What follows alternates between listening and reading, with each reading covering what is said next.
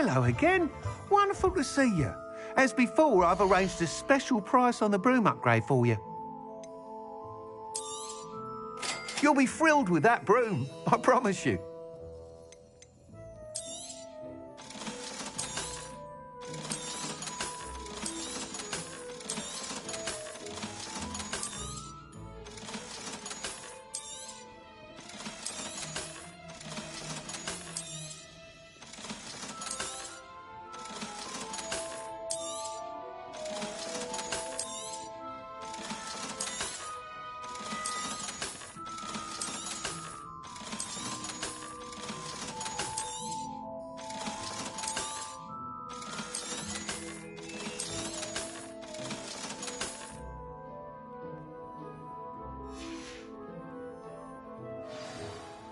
You're all set with the new upgrade. I can't wait to hear what you think.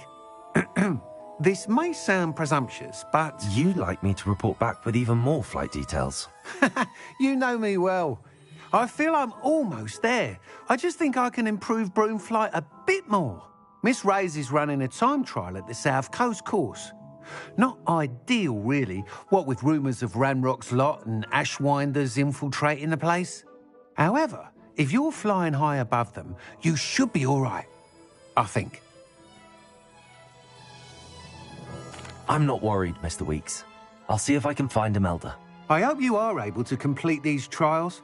I have a feeling this final upgrade is going to be a sweeping success. Do be careful, of course. I shall look forward to hearing from you soon. I look forward to our next meeting. Perhaps I could test out my new upgrade on the way.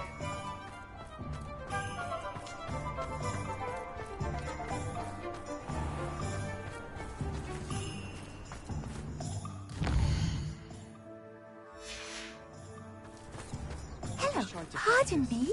I'm sure I'll have it soon. Hello there. Was there something you needed? Hello, I was wondering if you would be interested in having your own shop and a house elf to help you with it. Penny's the name. Penny's mistress is selling this shop, and Penny is most eager to start working with the new owner.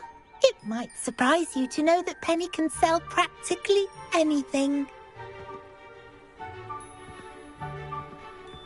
Oh, it would be wonderful to have a place to sell things and someone to help me.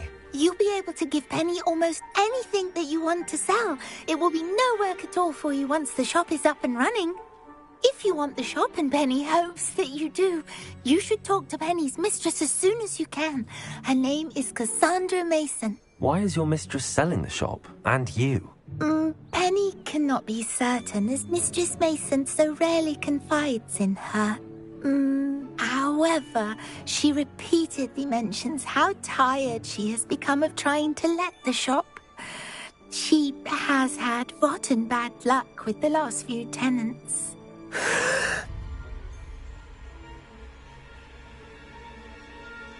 Are you all right? Are you holding your breath?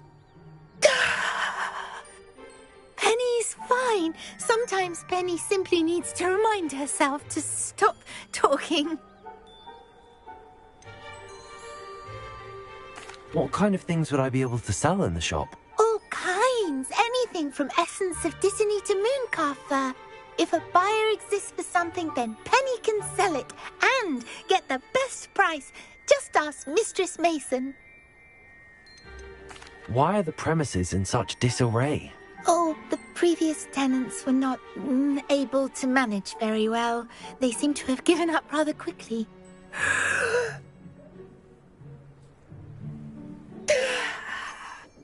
Penny is perfectly capable of helping clean and repair, so the shop will be ready for business in no time. How is it you're so good at selling? Seems unusual for a house elf. Oh, before he died, Penny's previous owner, Master Mason, trusted her to do all sorts of things to help him with his shop. Penny supposes it is a bit unusual for a house elf to possess such skill, but Master Mason commanded it, and Penny was happy to oblige. Master Mason was a wonderful master. All right. I shall go and find Madam Mason. Oh, this is splendid news indeed. You won't be sorry. You can find Mistress Mason at her home on the north edge of the village. Penny does hope she gets to work with you.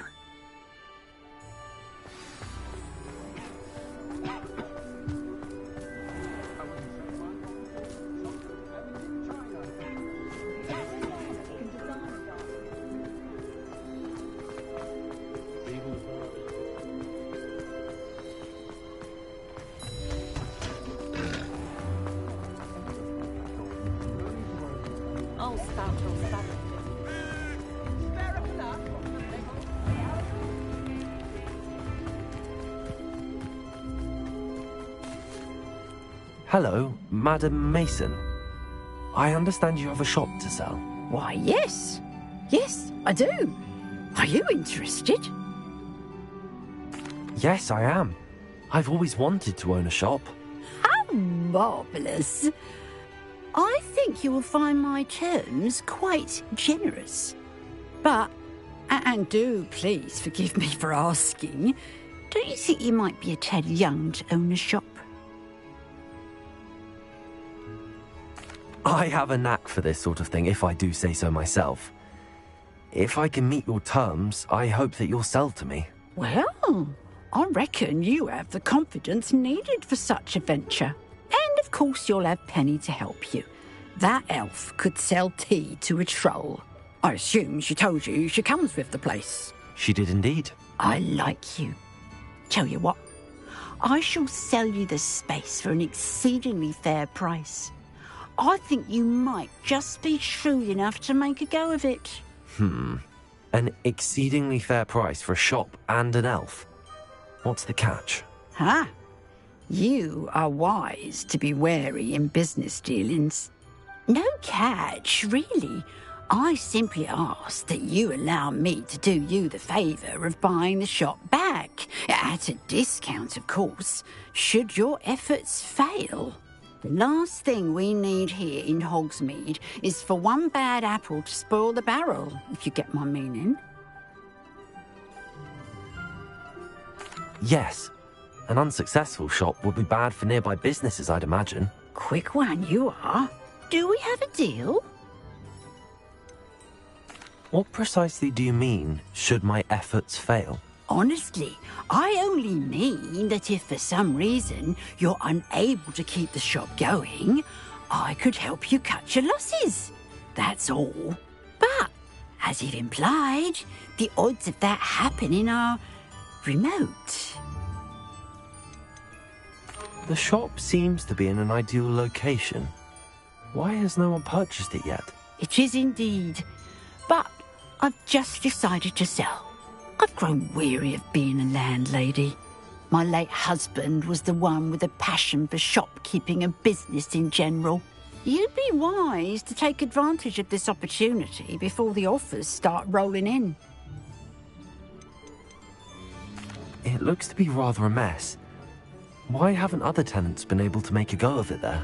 As you've no doubt considered, running a shop is not as simple as those less savvy might think. The new owner, however, will have something that previous tenants did not. The benefit of Penny's particular prowess.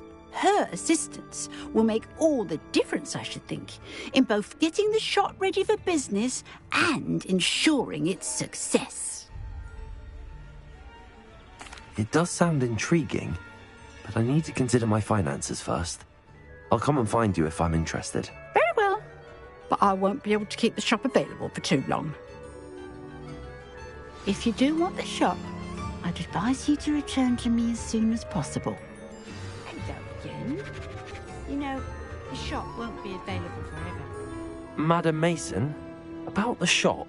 Yes? I've decided I'd like to go ahead and purchase the shop. I have to say I'm impressed.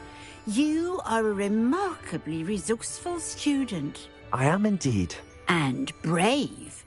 You won't be sorry. Give me the money, and I shall get the paperwork filed immediately. Wonderful. Shall I head directly to the shop? Please do. Oh, one more thing. Since my husband died, I've not been able to bring myself to retrieve some of his personal items. They're in a chest at the back of the shop. Penny has the key. As you get organised, I would be terribly grateful if you could help an old widow and gather his things for me before you open for business. I wish you the very best of luck in your endeavours. Penny will meet you there.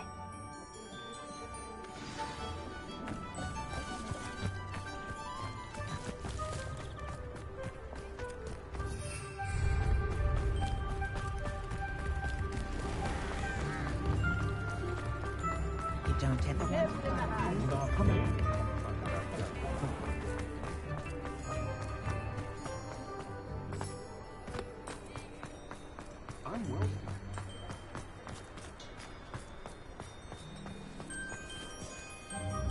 Well, I've done it, Penny. The shop is mine. Oh, Penny is so pleased. Penny was hoping you would be the one to purchase it. I'm glad you're here to help me. Goodness, what a kind thing to say.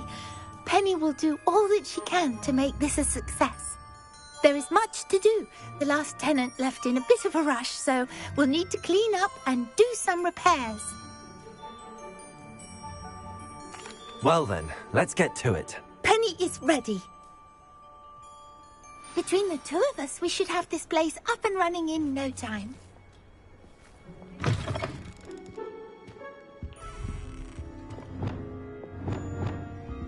Repair.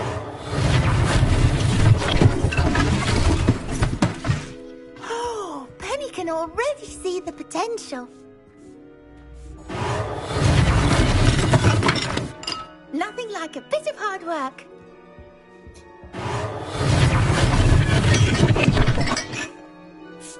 Mistress Mason wanted Penny to be sure and give you this key. It opens a chest in the back room of this shop. Oh yes, she mentioned it to me. It contains some of her late husband's belongings. Penny wonders if you should open the chest. Are you holding your breath again? Penny must get back to work now.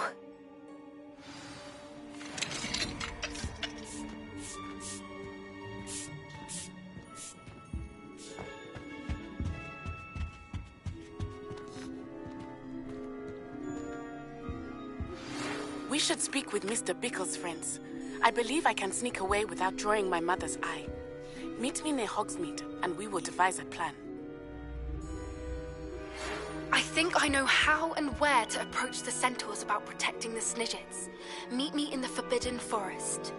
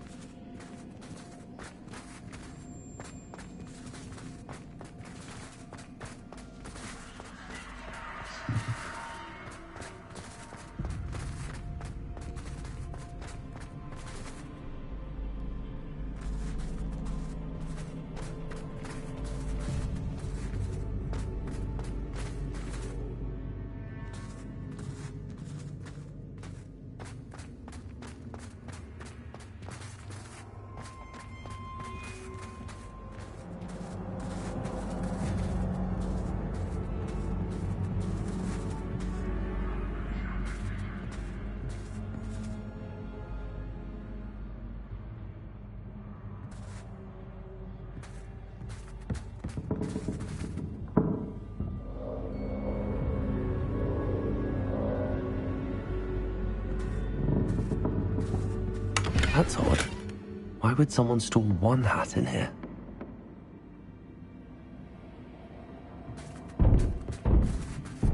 Well, that's not very hospitable.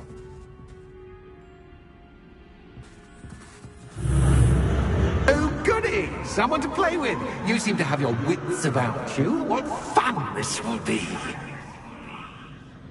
For me, at least.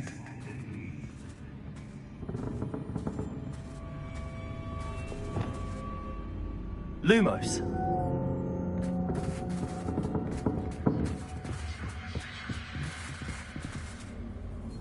That's new. Onwards, I suppose.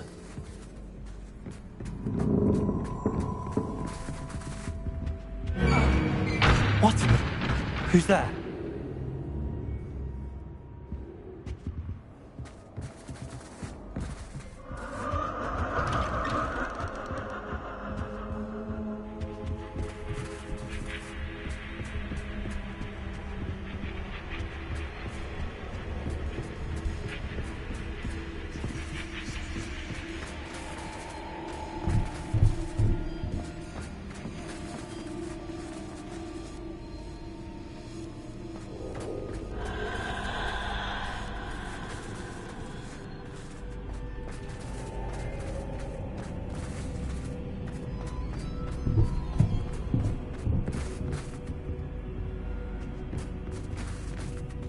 Revelio.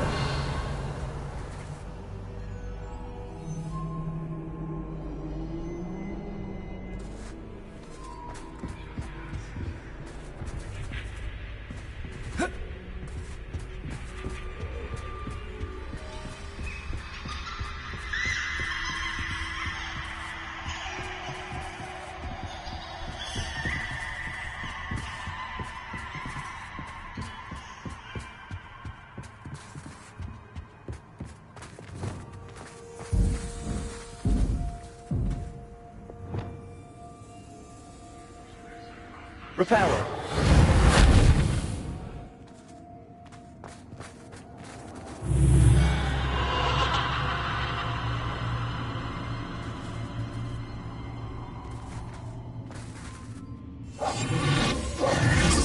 Lumos.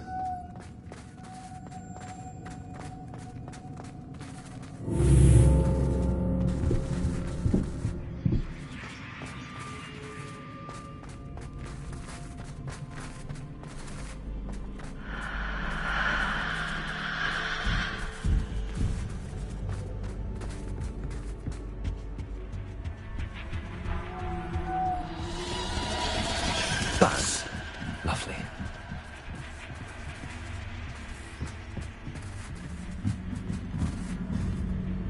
Reparo.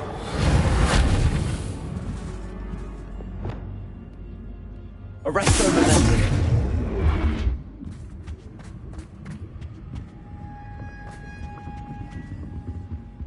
Revelio.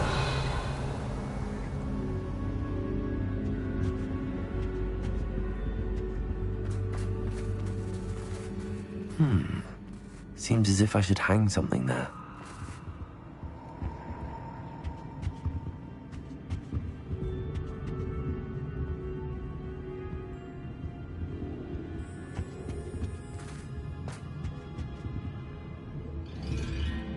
These lanterns must belong somewhere.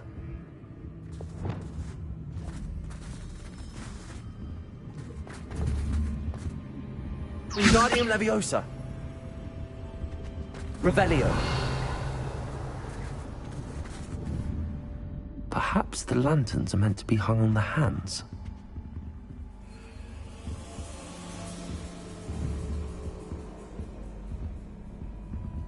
Wingardium Leviosa.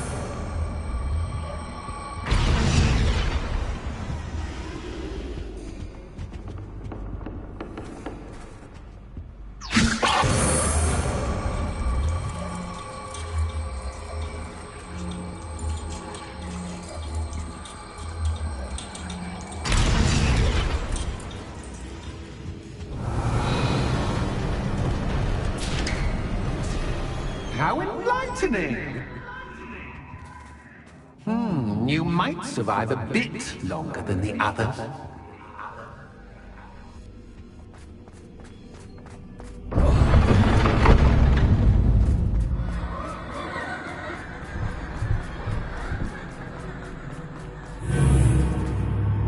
Lumos.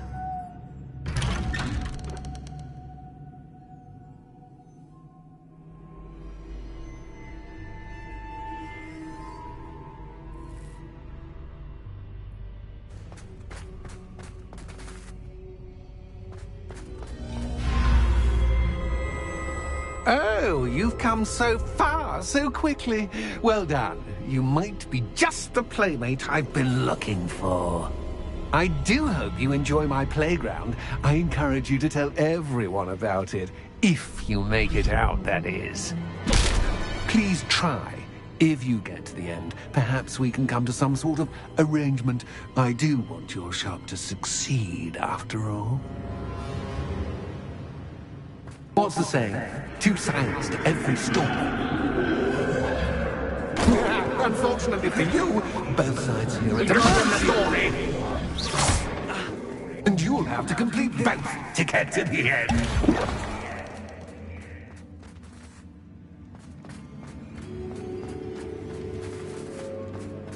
Revelio.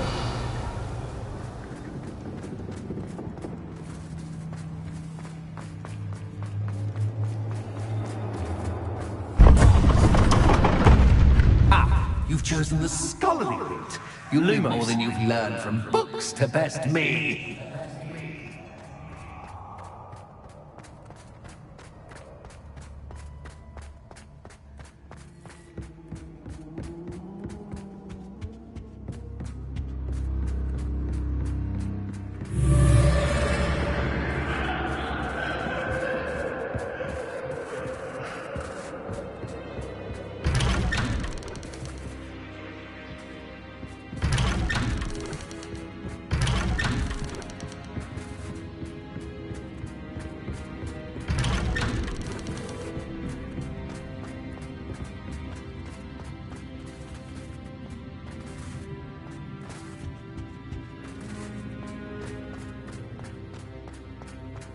Oh, deja vu. What? Lumos.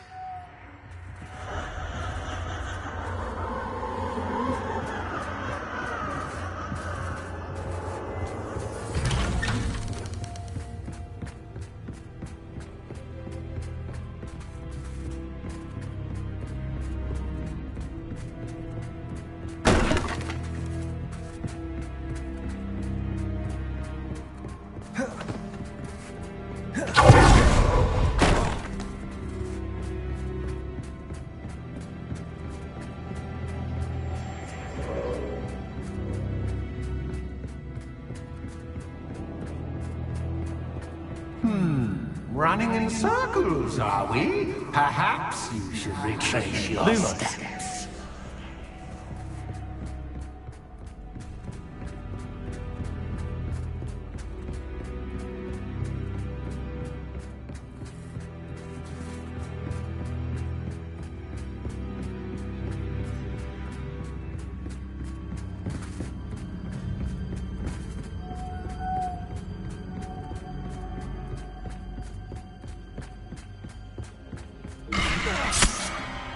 What was that? Lumos.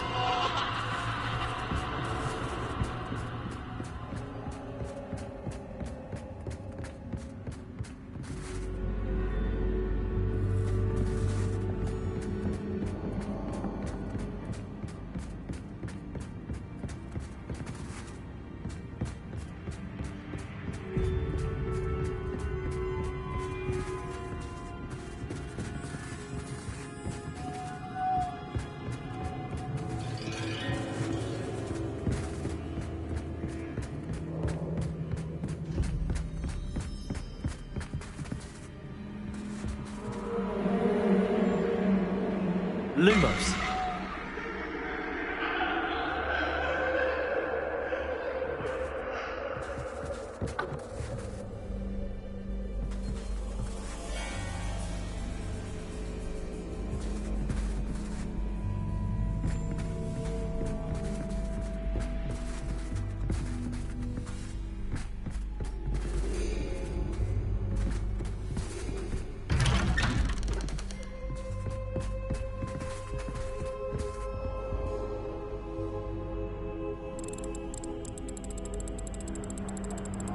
how nice of him to puppy.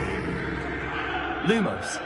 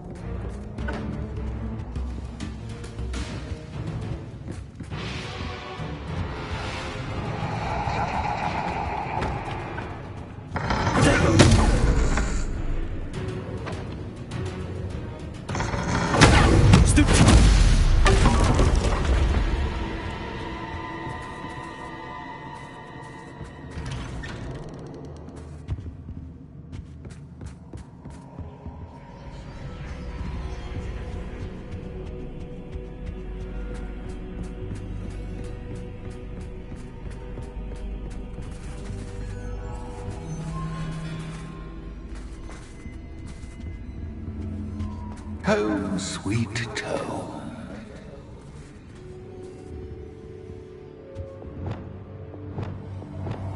Wingardium Leviosa.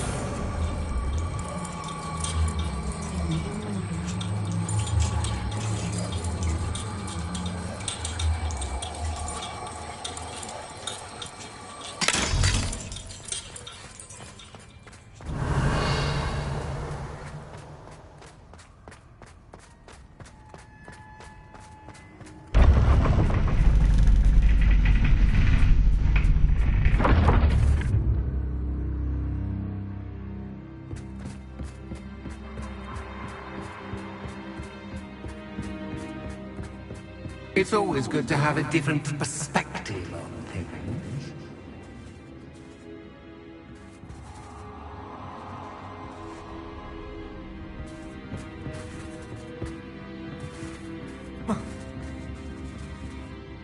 Revelio.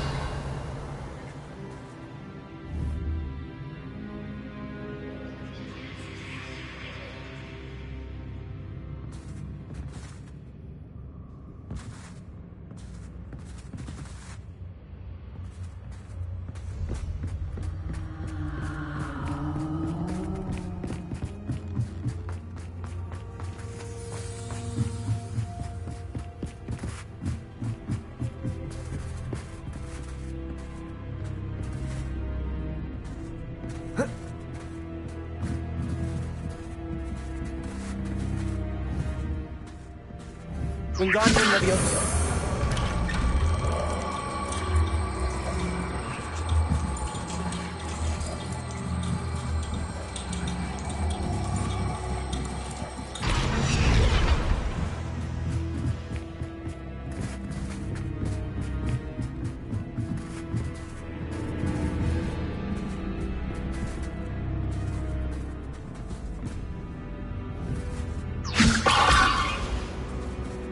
Wingardium Leviosa.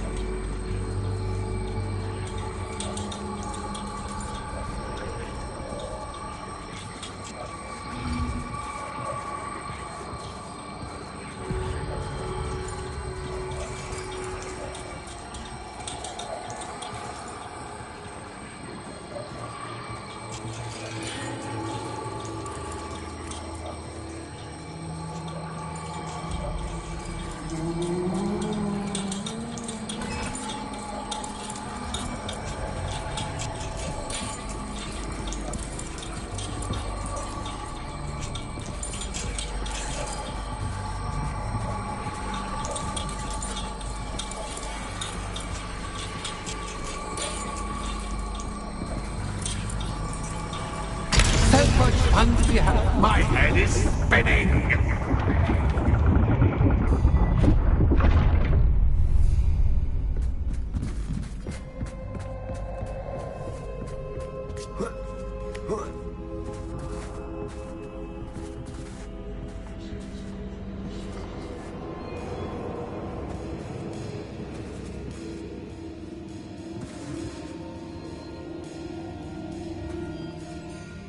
Revelio.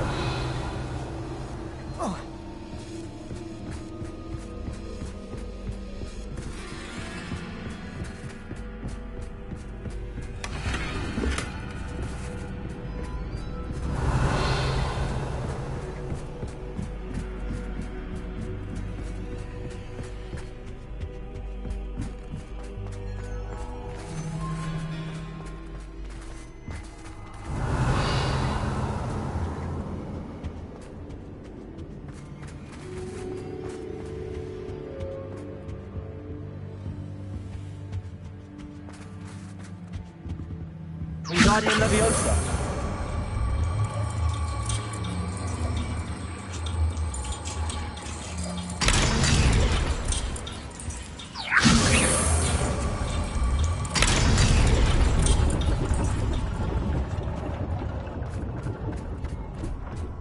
Revelio. Lumos.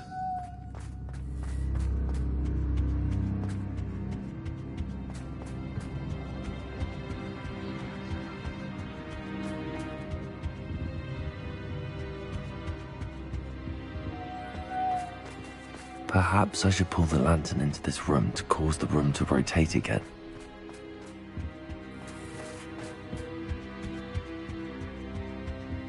Wingardium Leviosa.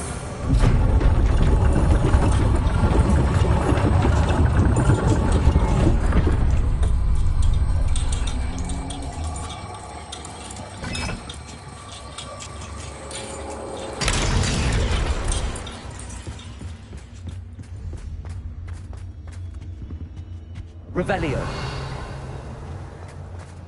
All books and no play make one quite dull indeed.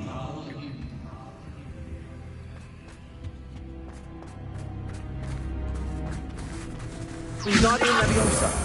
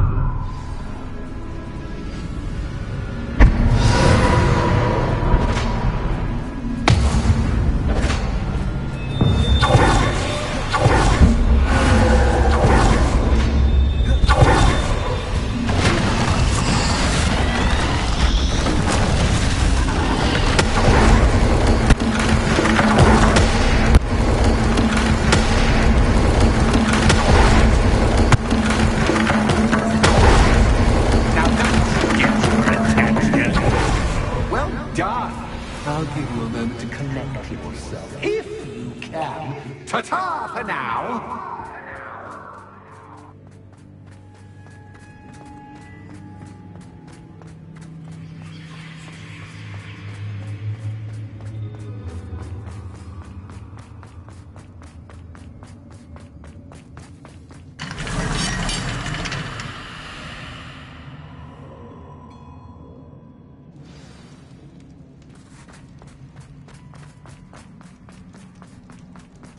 I simply adore this blooming place, don't you? You know, foliage, like most living things, won't survive for long in the darkness.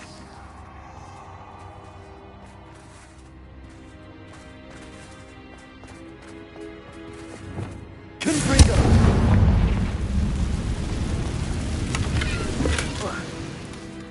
Revelio. I wonder if I need to place lanterns to open these doors.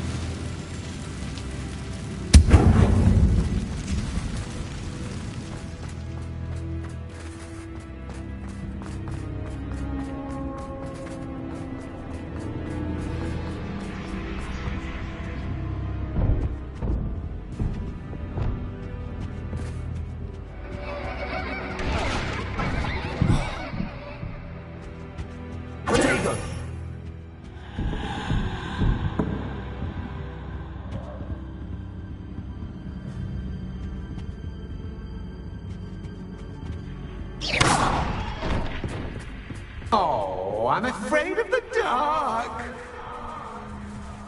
Doesn't worry, I can see you, but you can't see me. It should.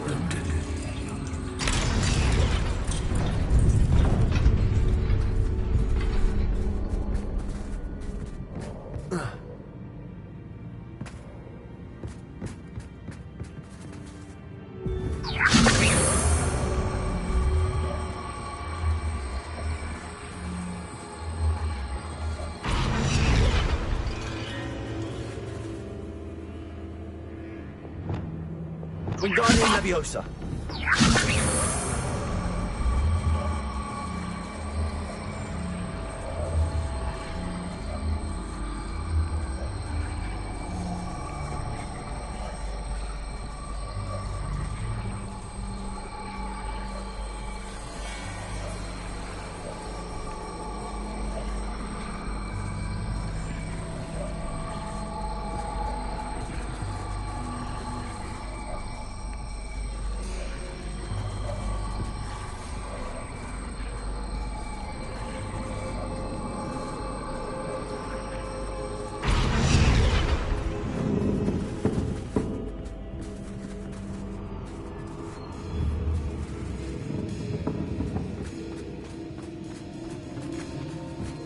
I'd offer you a seat, but I'm rearranging the furniture. Plus, don't want you getting too comfortable for what's in store.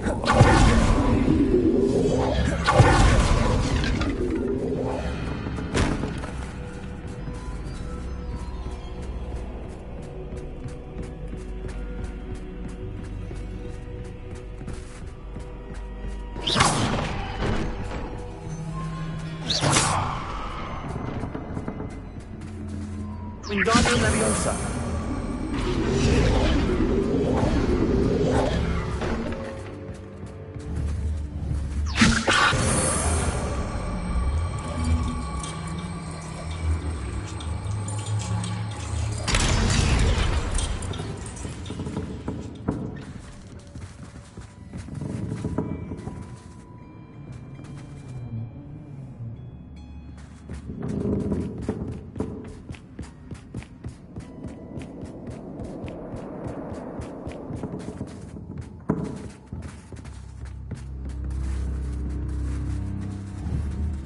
Wingardium Leviosa.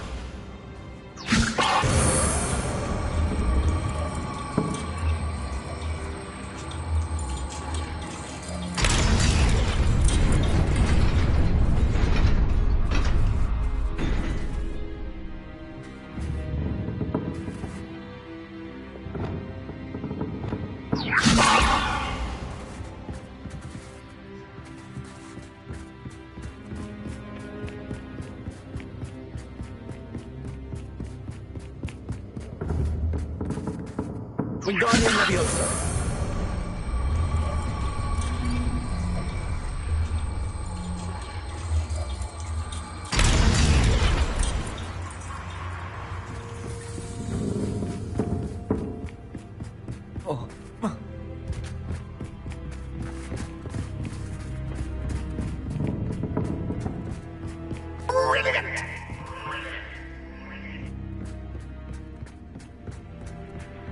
A worthy playmate. Well done, me.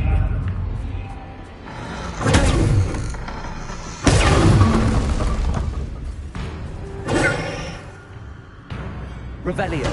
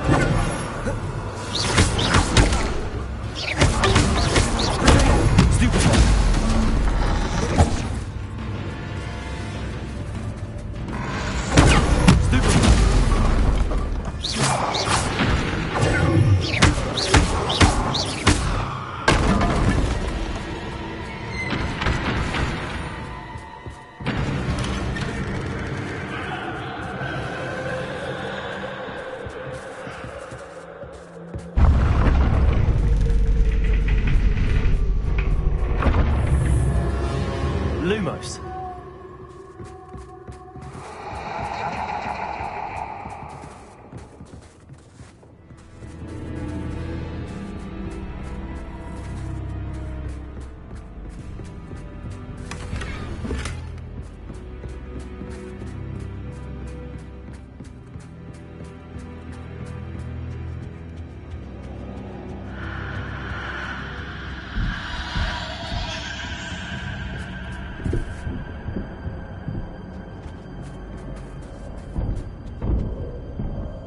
Wingardium Leviosa.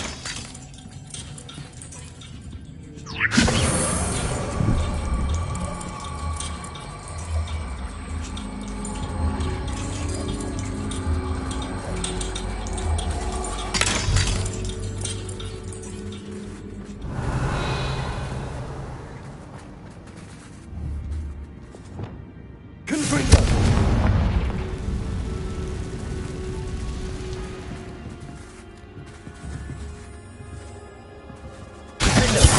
Confringo. Revelio.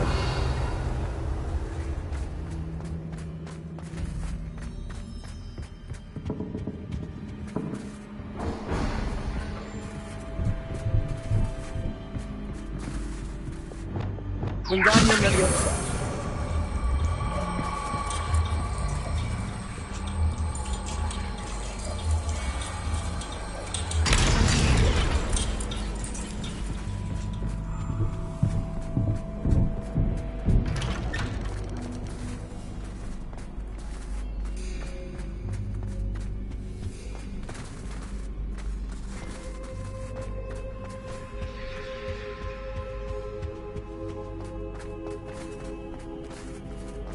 What's this?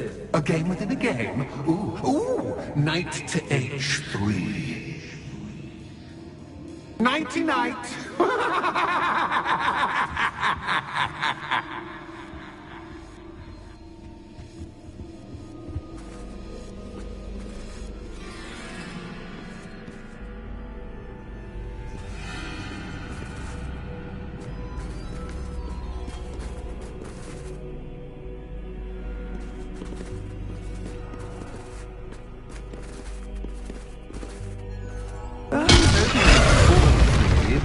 This is a bit...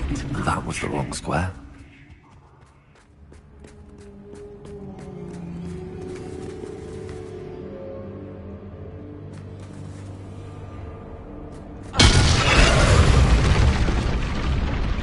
I wonder if the chess pieces on the board indicate where I can't go.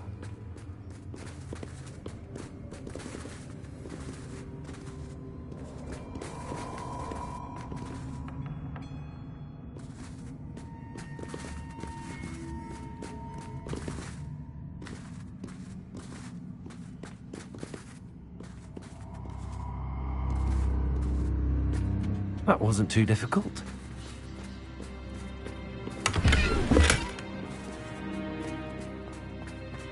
Revelio. Oh, goodness! I do hope you're having as much fun as me. I think I'll keep you around a bit longer.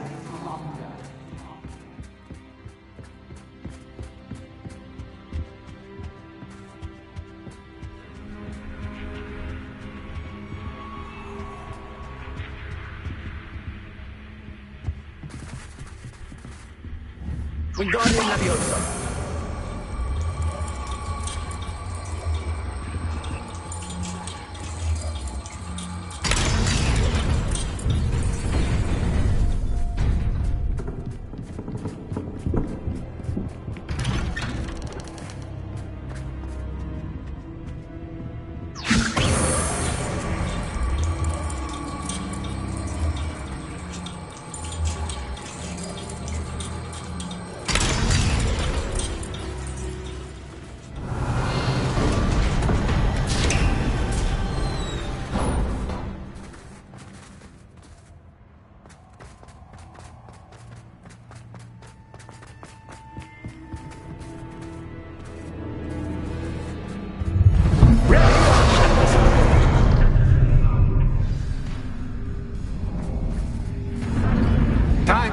stakes, so to speak. Where shall I put this?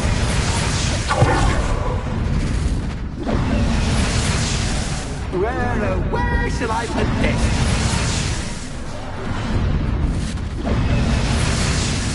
Where shall I put this?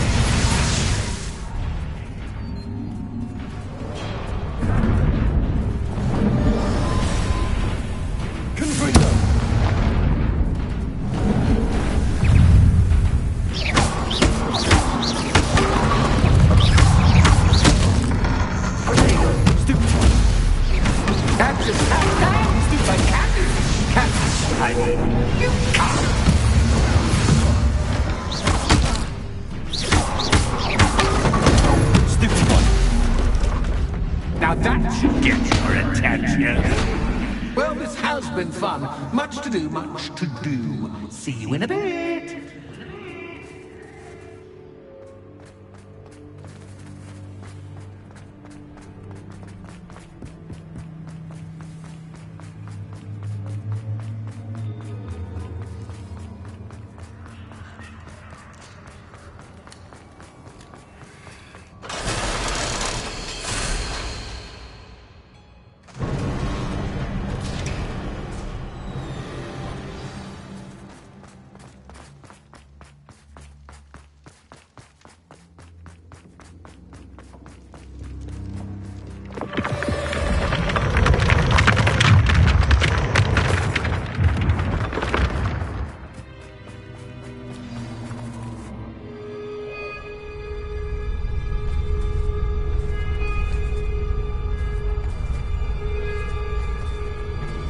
Aha! Finally! You, my inordinately clever friend, appear to have traversed this seemingly never-ending dungeon relatively unscathed. And now I suppose you'll want to go. Everyone leaves me, usually in a straitjacket, never to return. I'm starting to take it personally. I'm tired of having no one to play with. Ooh, tell you what, I'll make you a deal.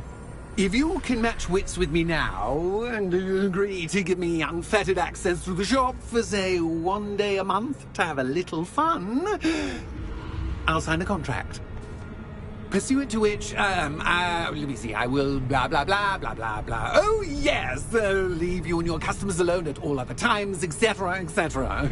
You get your shop, I get my chaos. Sound acceptable? Excellent! Let the games begin!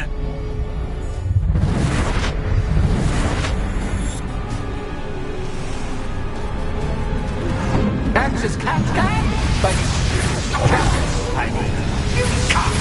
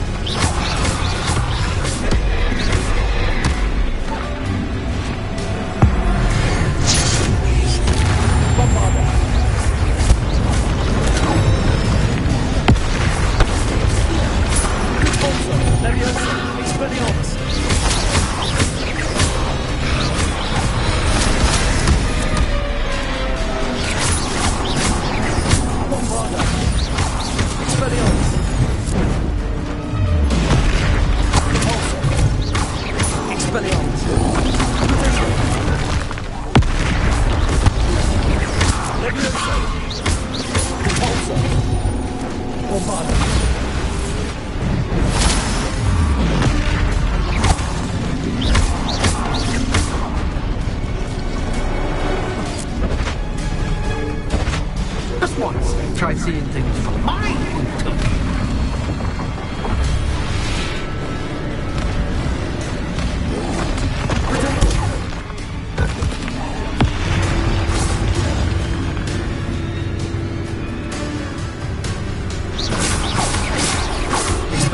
Bombarda. Caporzo. Levioso.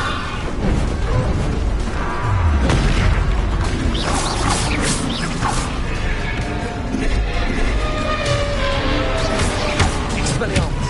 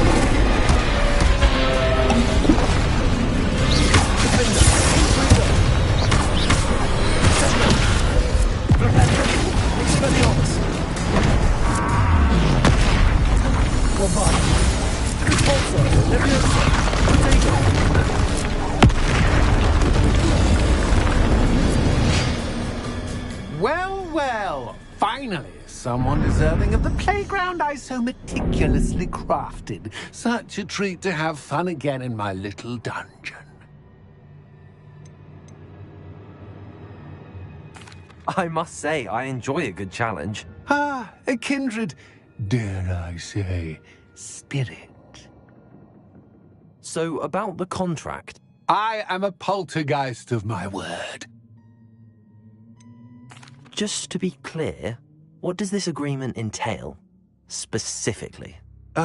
Pay attention. You guarantee that I can have my fun at least one day each month without fuss. I let you work the rest of the time, mostly in peace. Why would you enter into such an agreement? Much as I love banging about the place, it's no comparison to seeing customers' faces when I bonk them on the heads with a chocolate frog.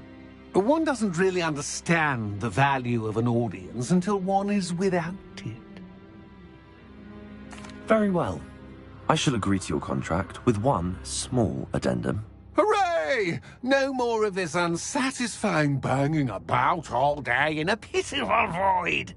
Wait, did you say one small addendum? I did. In order that I have a successful shop with lots of customers, would you agree to causing chaos only after 9 o'clock in the evening? Would you agree to at least 2 days a month instead of one? I would. Pleasure doing business with you. You've worn me out. Ah, well done. I had a feeling about you.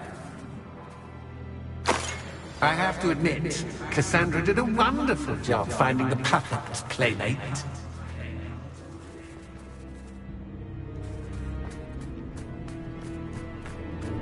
Revelio.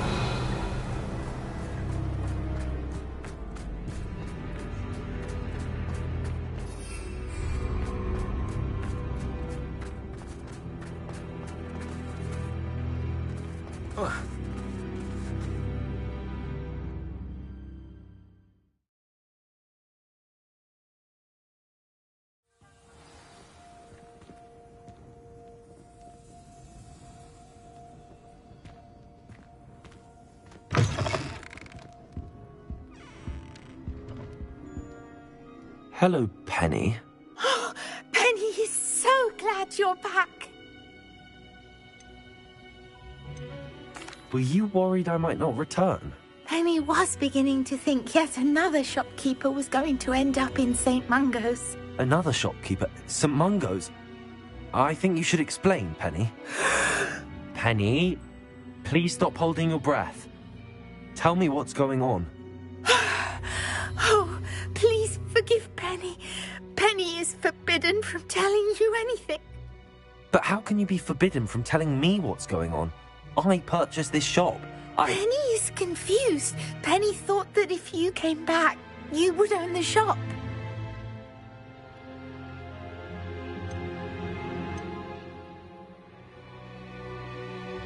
Thank you, Penny.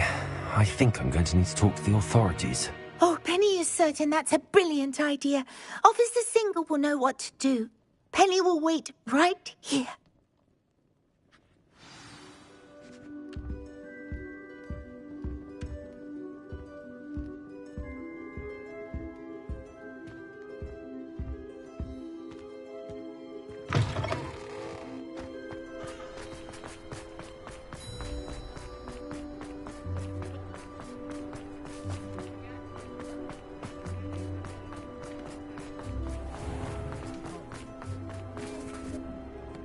Officer Singer, I have some information you might be interested in. Ah, good to see you again. What can I do for you? Cassandra Mason sold me her shop and then tried to drive me mad in a haunted dungeon. Cassandra Mason sold you her shop? I am perfectly capable of owning a shop. But more importantly, did you not hear the bit about the dungeon? No, I heard that bit too. And, according to the house elf that came with the shop, she has done this sort of thing before. Repeatedly. I wondered what was going on. She seems to have had a great deal of trouble keeping a tenant in that shop. In any event, these are serious accusations indeed. Perhaps a little visit with Cassandra is in order to clear this all up. Shall we?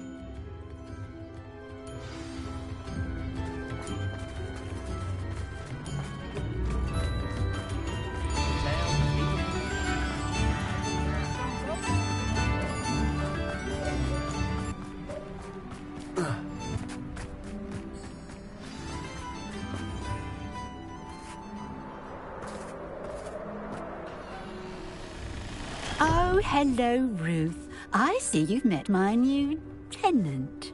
Cassandra, it's my understanding that you sold your shop and your elf to this student. Now, they've been telling me some very interesting stories about your business practices. Perhaps you should come with me.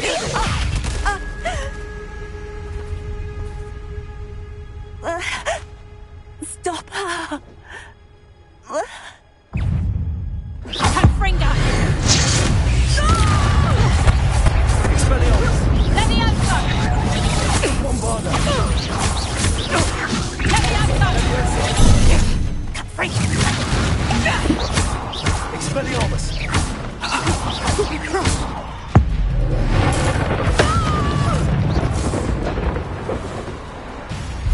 I should have known better than to do business with a wily student.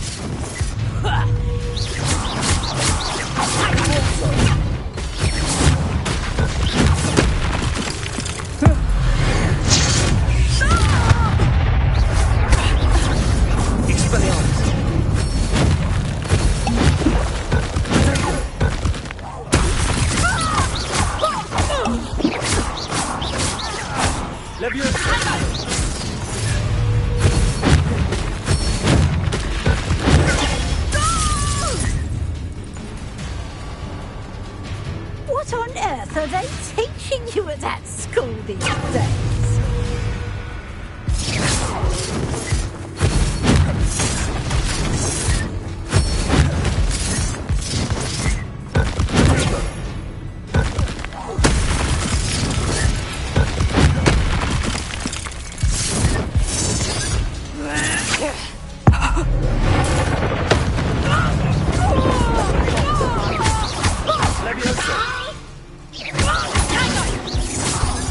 Confringo!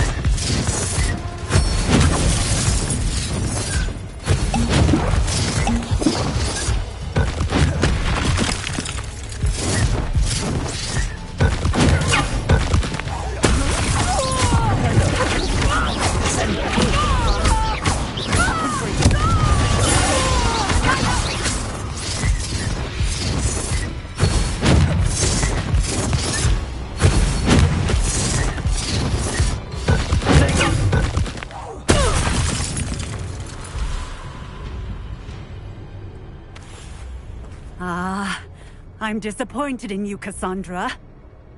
Incarcerate! You don't know what you're doing! Don't I? I always wondered why you couldn't seem to keep a tenant in that shop of yours. I must admit, the notion of a haunted dungeon never crossed my mind. Thanks for this. You can head back to the shop. Check on that house elf of yours, she's probably terrified.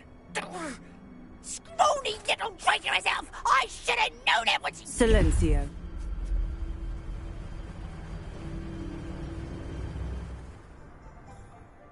Oh, and not to worry. Cassandra will immediately file the paperwork needed to grant you ownership of both the shop and the elf. On her way to Azkaban. Thank you, Officer Singer. Best of luck to you as the newest shop owner in Hogsmeade.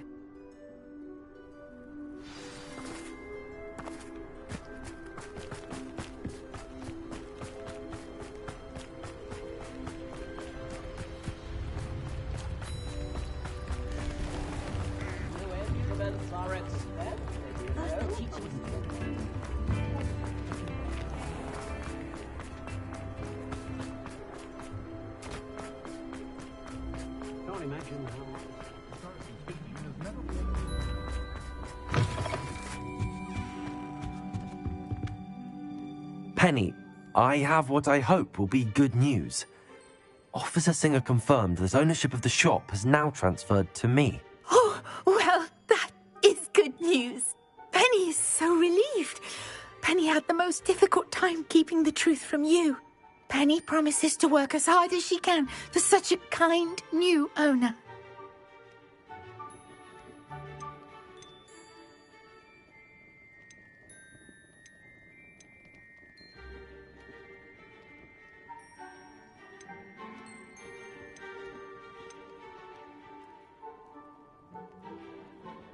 Penny, I found an item of clothing in the dungeon that I'd like to give you. Oh, thank you. Thank you. Penny never thought she would be given clothing and become a free elf. It's my pleasure. You deserve it. Of course, Penny will be staying on and managing the shop for you. Penny, you're free. You can do anything you've ever wanted to. But all Penny has ever wanted to do is run a shop with a friend and sell to the villagers in Hogsmeade. If that's what you want to do, Penny, then nothing would make me happier. I'm genuinely glad you'll be staying on. Penny is too. All that's left is for you to choose a sign for your new shop, and Penny will take care of the rest.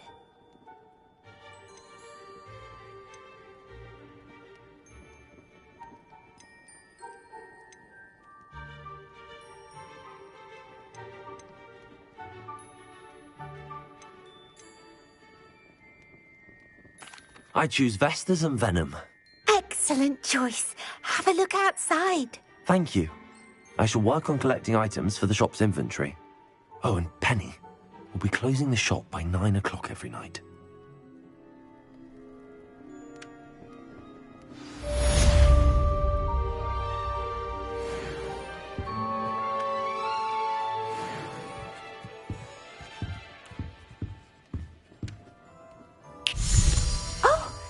Today you have something you'd like Penny to sell for you? Oh, Penny will fetch a good price for what you'd like to sell.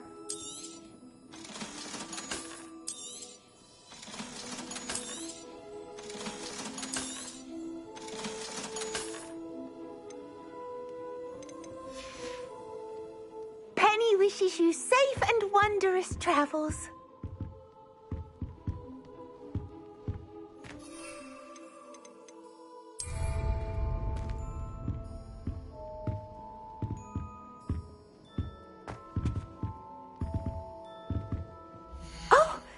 Today you have something you'd like Penny to sell for you?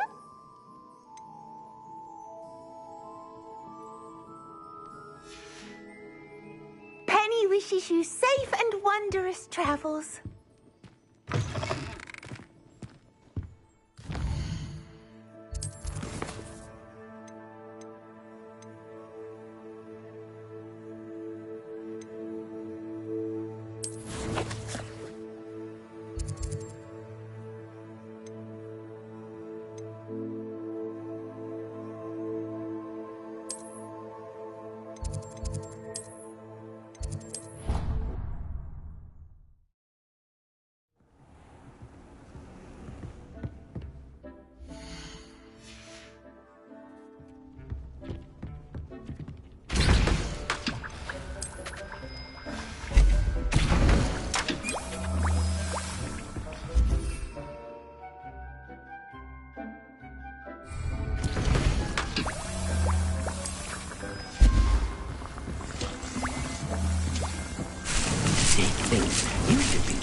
of all the potions you've brewed.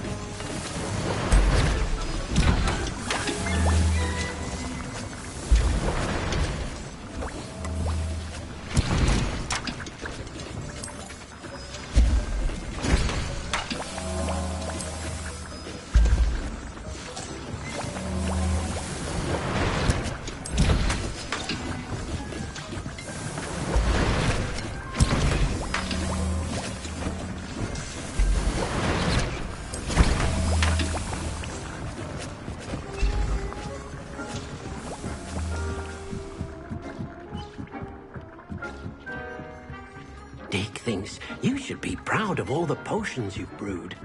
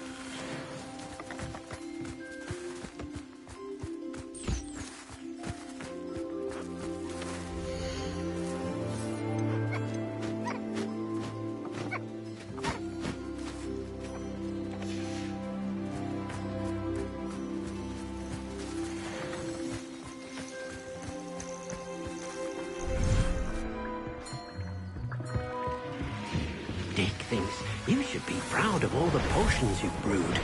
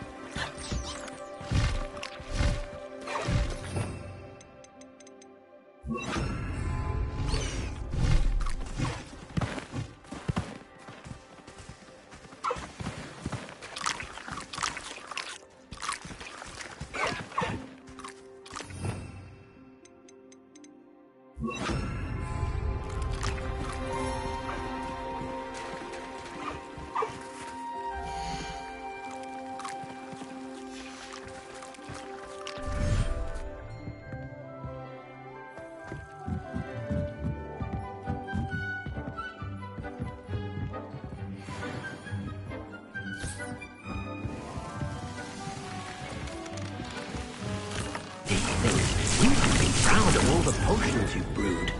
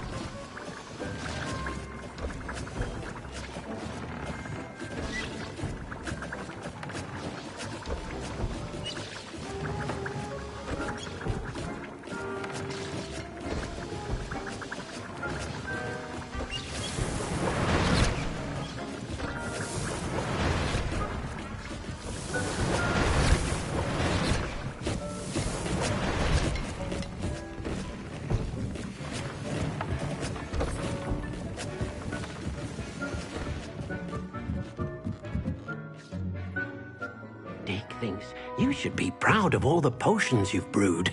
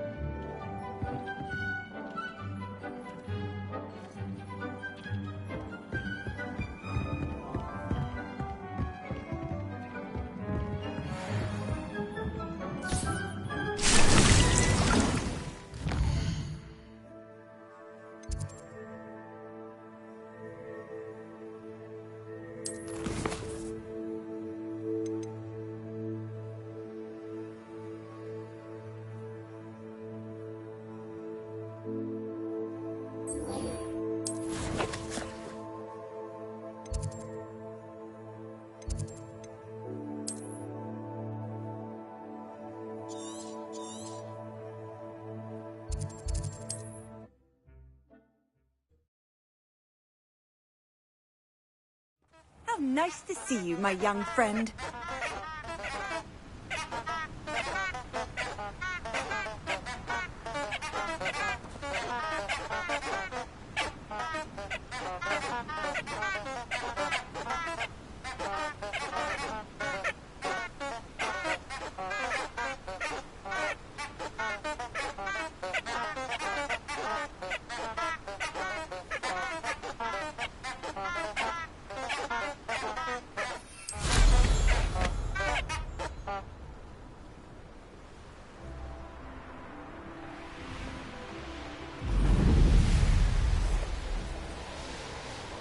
Who lived here, I wonder?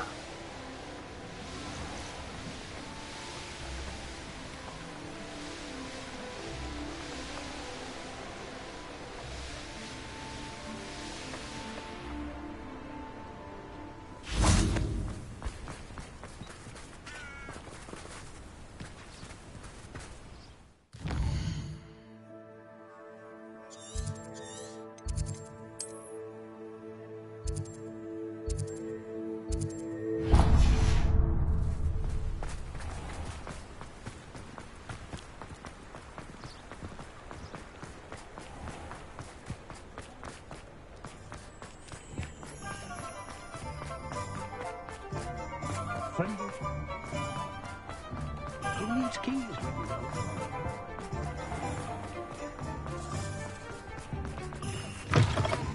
It is wonderful to see you back here. Oh, perhaps today you have something you'd like Penny to sell for you?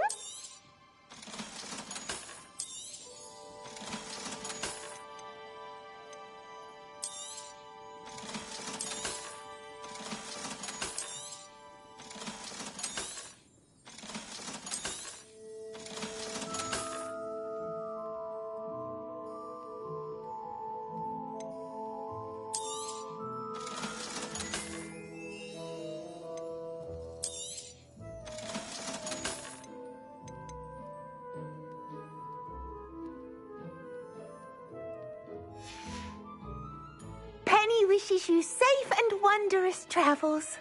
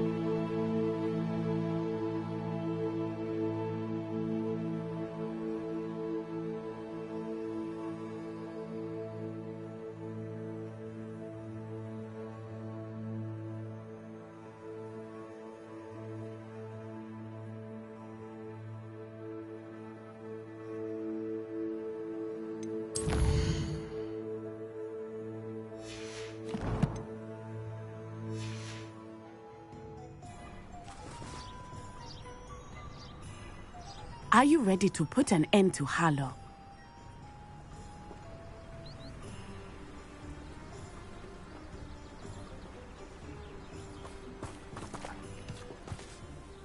I'm ready to do what's needed to take Harlow down. I know you have a plan. We must gather information from the friends of Mr. Bickle that Archie and Mrs. Bickle mentioned. Agabus Filbert, Otto Dibble, and Mr. and Mrs. Rabe. All right. I suggest that you speak with each of them while I head to the Hogshead. I saw some Ashwinders heading there. And as my mother would never go near the Hogshead, she is less likely to learn of my activities than if I were to wander the village questioning its residents.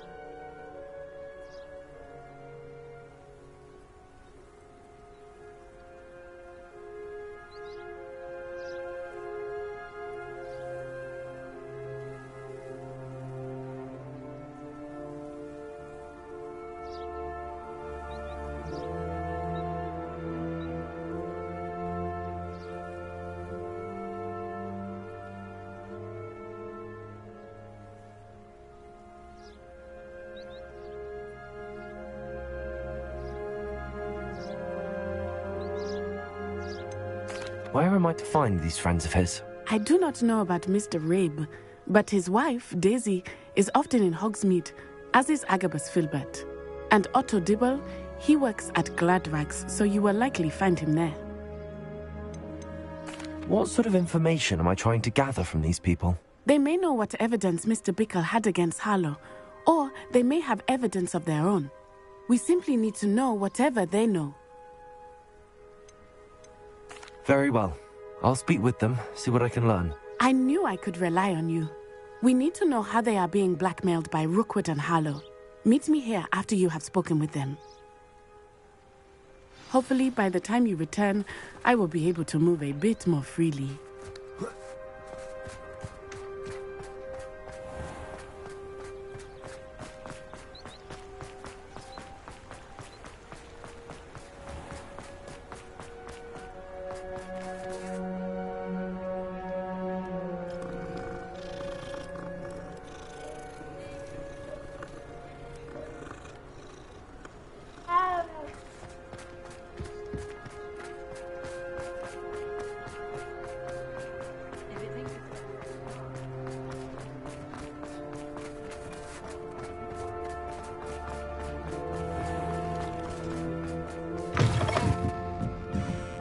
Mrs. Rabe should be nearby. Oh, Isco, what have I done? Mrs. Rabe, I wondered if I might speak with you about Theophilus Harlow. I'm a friend of the Bickles and I'm trying to gather evidence against him. Poor Joanna and little Archie. And now Harlow has taken my darling Isco. What do you mean? Why? I'm a security guard at Gringotts, and my husband is a curse breaker for them. Harlow approached me about helping him extort my colleagues into giving him treasures from the vaults. And you declined? Of course I declined. Repeatedly. I thought they'd given up, until I came home one night and found my husband gone, and a note affixed to my door with a knife. The note stated that I only had a few days to reconsider helping with some banking needs, and that my husband would appreciate it if I acted quickly. But the help Harlow wants is help that I cannot give, and my dearest Isco is paying the price. Why wouldn't Harlow extort your husband? Isco's job is even more removed from the vaults than mine. He travels the world for the bank. He could do nothing for Harlow. I'm the one in the bank on a daily basis, which evidently makes me an enticing target for blackmail. Have you helped Harlow since your husband was taken? No, I'm worried sick about Isco, but he'd never want me to compromise my integrity. I also know that he's extremely clever. That said, I was hoping he would have escaped by now. It makes me concerned as to why he hasn't. Are you sure the note means that your husband was kidnapped? What else could it possibly mean? Besides, I came home to find that someone had trampled the daisies in our garden. It may sound silly, but those were Isco's pride and joy. He would never have let that happen. Thank you, Mrs. Rabe. Knowing the lengths that Harlow will go to is helpful, albeit more than disturbing. Mr. Bickle was trying to help us, but now he's gone. I don't know what to do. I shall do all I can to get evidence against Harlow, Mrs. Rabe. Very well. Here's the note I received. You must be careful as well. Please don't put yourself in danger.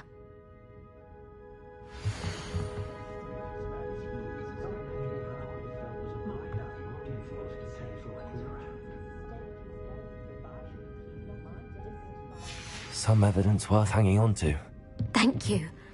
I hope it's not too late. Now, to find Mr. Bickle's other two friends.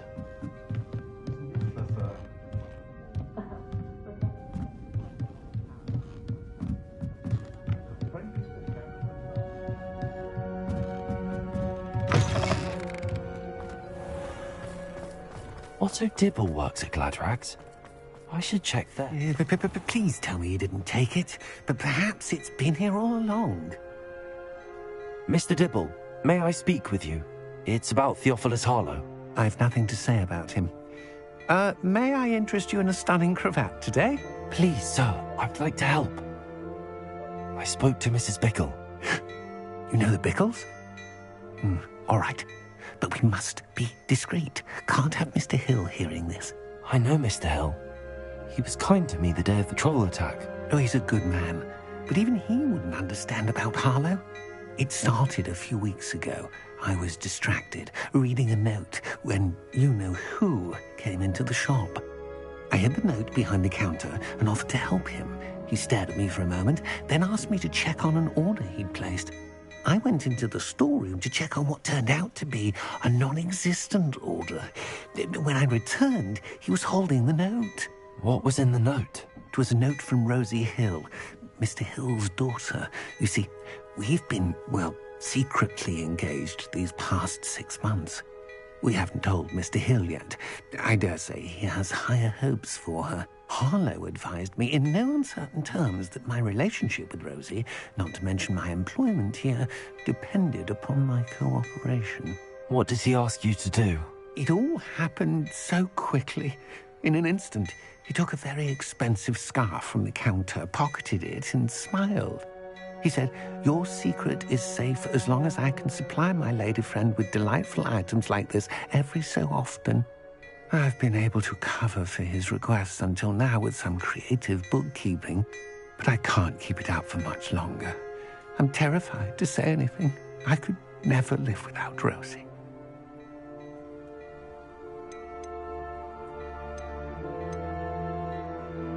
What have you been doing to keep the extortion a secret? Well, as I mentioned, creative bookkeeping. And I've also been trying to cover the costs with my own savings, but I'm running out of money. Of course, none of this bodes well for my efforts to improve my circumstances and to be worthy of Rosie. Could you give me a bit more detail about the note? That might help me to identify it should I come across it. It's on Rosie's special pink stationery. It has her monogram at the top, RH. That's how Mr. Hill would know it was real. I met Mr. Hill the day of the troll attack. He was kind to me. Why don't you just tell him? He's a lovely man. But when it comes to Rosie, I fear he loses all perspective. He'd see this as a grave betrayal. I'd lose my job instantly, and Rosie as well. Thank you for telling me. I'm gathering evidence to take Harlow down. I would love nothing more than to see him rotting in Azkaban, but be careful. He's an awful man and incredibly dangerous. As for Rosie's letter, should you happen upon it, I have committed it to memory. You may destroy it immediately. Understood. Now hurry off before Mr. Hill returns. Where was I? We're on the right track. Now to find the last of Mr. Bickle's friends.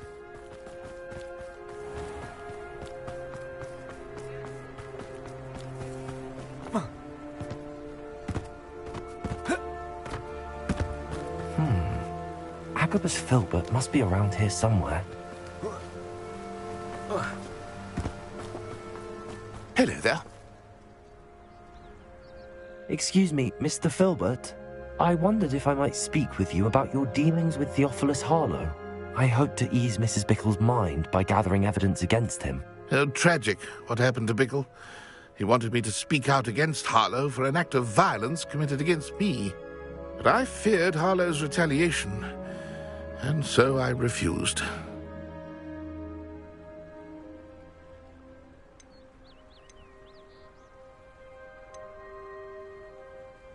You may have shared Mr. Bickle's fate if you had spoken out against Harlow as he requested. Unfortunately, I suspect you're right. You said that Harlow committed an act of violence against you. Could you tell me what happened? Before my extraordinary wife, Dulcibella, passed away, she had just completed a small book of poetry. As a surprise for her birthday, one she never had the chance to celebrate, I had the book beautifully bound and plated in gold. One day, Harlow came calling to punish me for having spoken out against the Neanderthals that comprise Rookwood's lot. Before I knew it, I'd been petrified, and Harlow was rifling through my home. He found the book of poetry, with its exquisite gold plating. I watched helplessly, lying there in my entranceway as he walked away with the book, laughing as he went. I was shaken to my core. Still am, to be honest. I imagine you fear Harlow retaliating again, but do you mind if I share this information with Officer Singer? I suppose I have no choice. This extortion can't go on forever. You can pass it on to anyone who may be willing to help. Harlow does not like people talking, as you already know. I've spoken with Mr. Bickle's friends. Now to find Natty.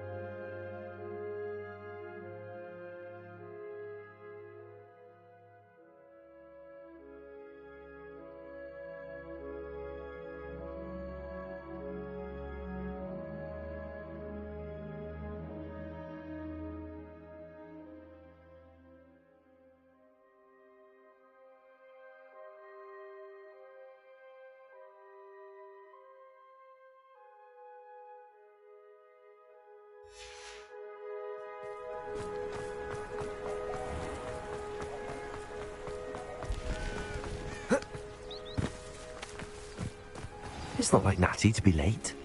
She said she was going to the Hog's Head. Perhaps I'll find her there.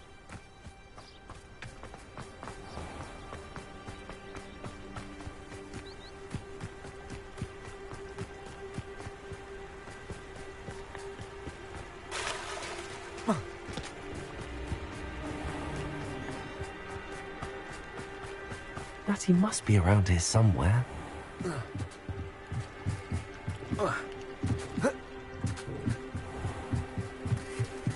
Natty's wand.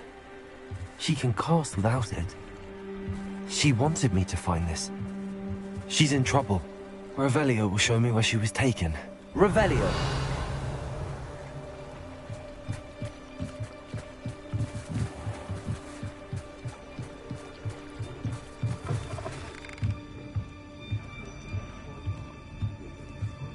Nosy little students get what's coming to them.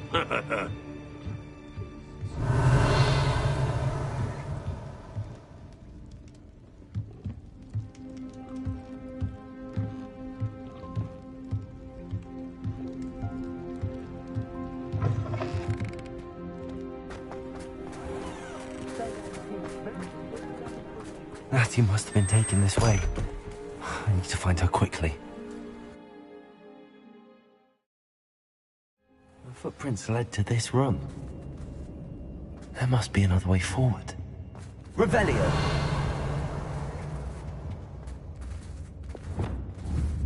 Accio!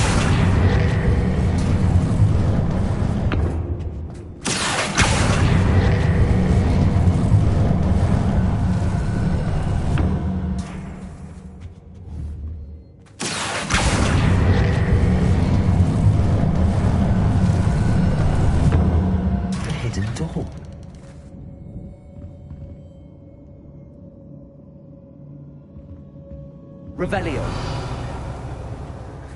Natty must have been taken this way. I need to find her quickly.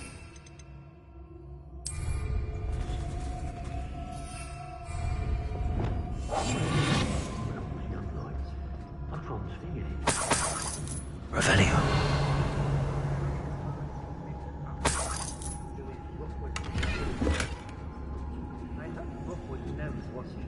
I'd better be sure I'm not seen.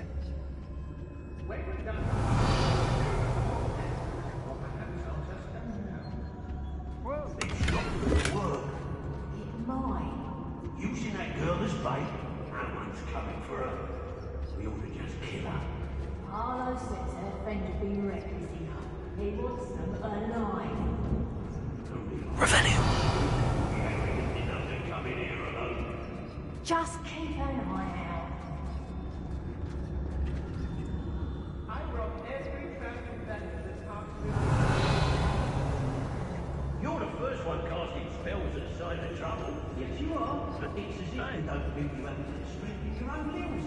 You should just try standing up a bit taller. Give your wand a rest, that's all. What?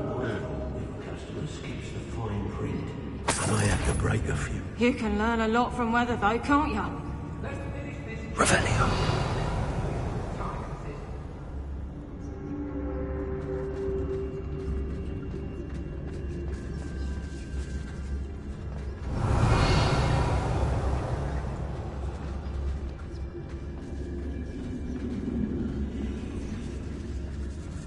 You want a chalk break? You were there when I outlined that. Revelio.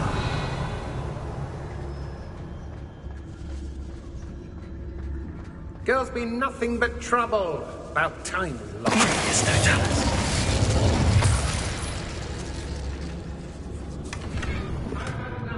Revelio.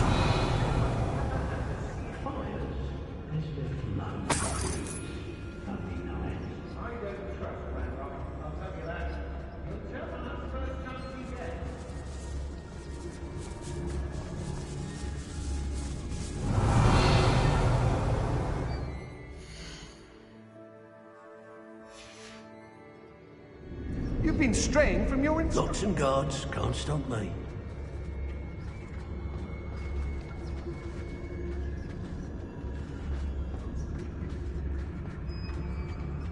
I don't want to work with goblins. Not now, not ever. Rookwood's gone. The book of poems that was taken from Agabus Filbert. He'll be thrilled to have this back. Revelio.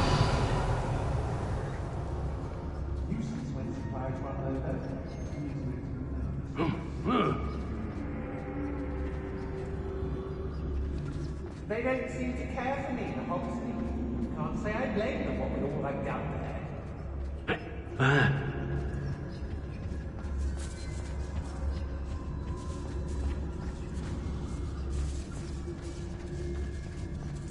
Be on the lookout for the girl's friend, if they're daft enough to try to come through here. It's all about having a keen eye. Take me, for instance. My eye's as keen as a niffler's on a pile of gold. Everyone in Upper Hogsmeade shudders when they see me coming, and rightfully so.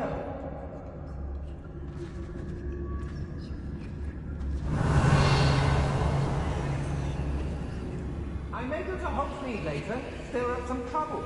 They need to be reminded that we're still running things. You can't keep your eyes off a pretty lass, you can't. Quick flick of a frock and you fall to pieces. Revelio.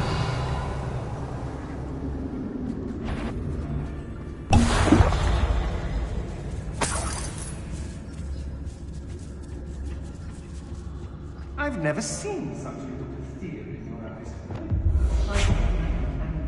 Accio. Hey! Revelio.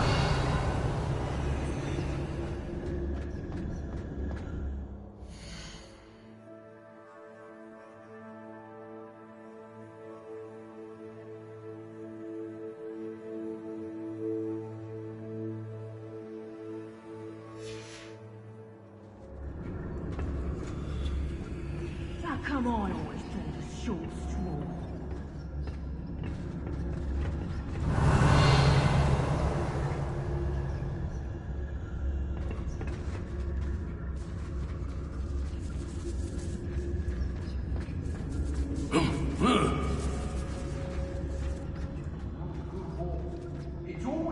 We should speak to her again. Perhaps she'll tell us where we can find that friend of hers. She's determined to say nothing. The boss will deal with her when he arrives. It's exhausting. Standing here all day waiting to do Rookwood's work for him. He can fight his own battles. Come to think of it, months ago I had a brooch. Nice it was. Sparkled like the glint in my eyes when I find out which one of you thieving lot stole it.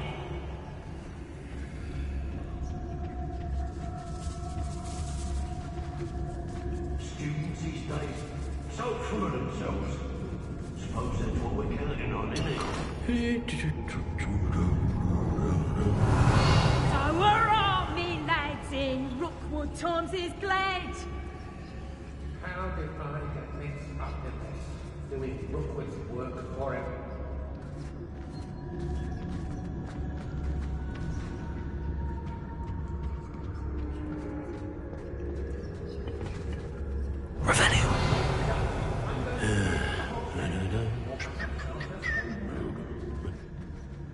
My mother used to always say, a clear head makes way for a clear path.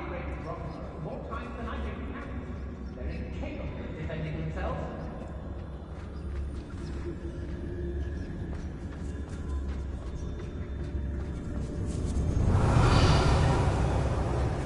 I hope Rookwood knows what he's doing.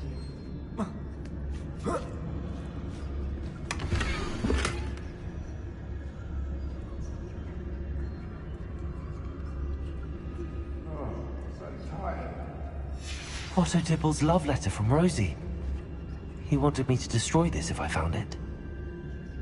I've had enough of Feldcroft. Don't I never have to see it again?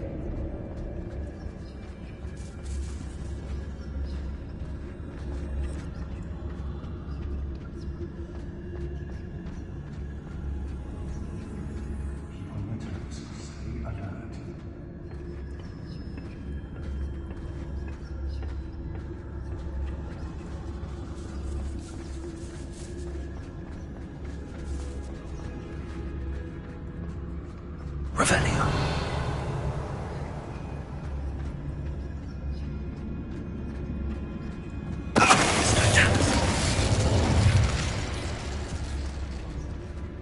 Revelio. Need some stops after Howard. That's it. It's no Dallas. And he must be here somewhere.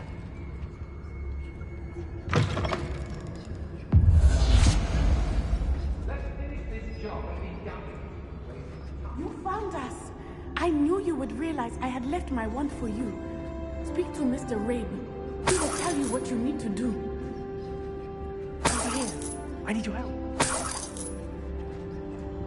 Revelio.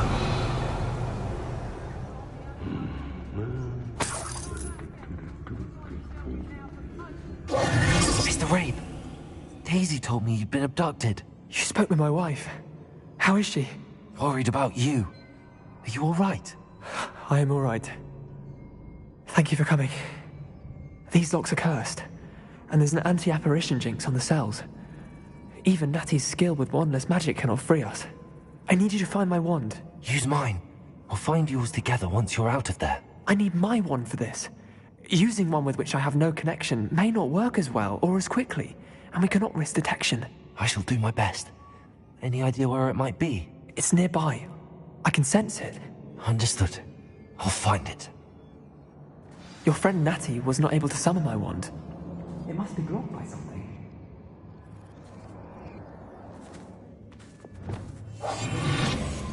Revelio.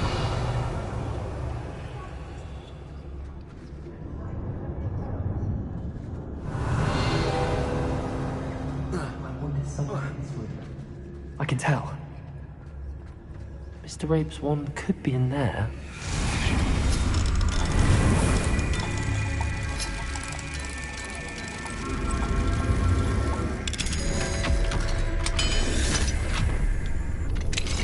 Mr. Rabe's wand.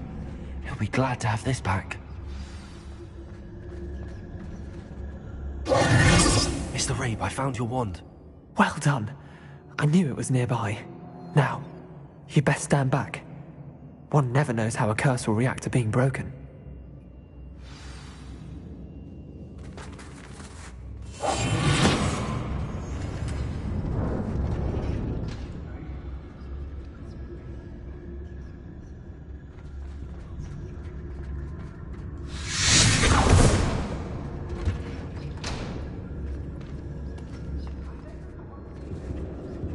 Thank you, Mr. Isco. My pleasure. And thank you, my friend. We owe our lives to your bravery. I may be too weak to disapparate with you both, but I can try. You go ahead. Find Officer Singer. We will get out of here on our own. Very well. But be careful. Thank you, my young friends. Be prepared for a fight. These Ashwinders must pay.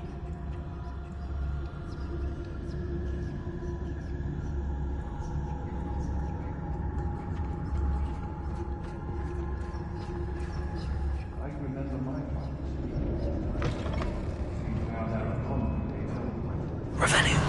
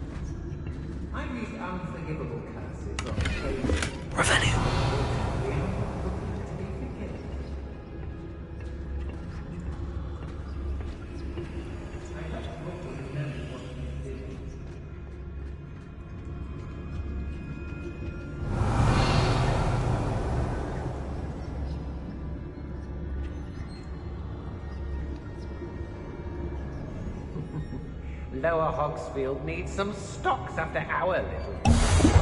They've been infested with bondemons? A maneuver like that would sort of kill them.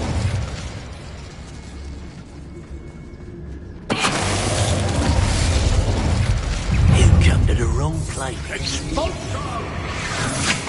I'm just warming up. I'll watch the light go out of your eyes.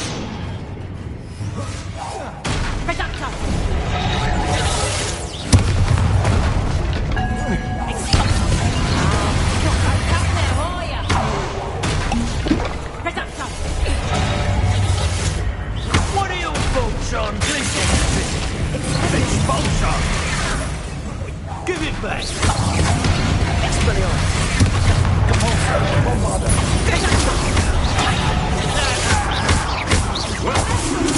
Might want to look up. Is that the next you saw?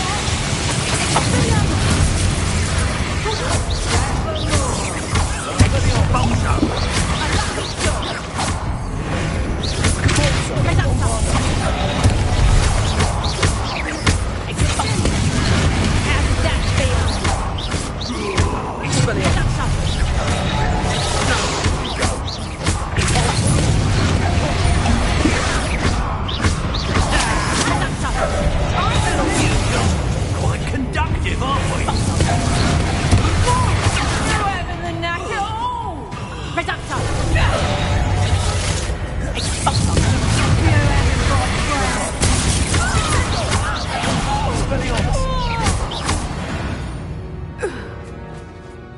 They got what they deserved.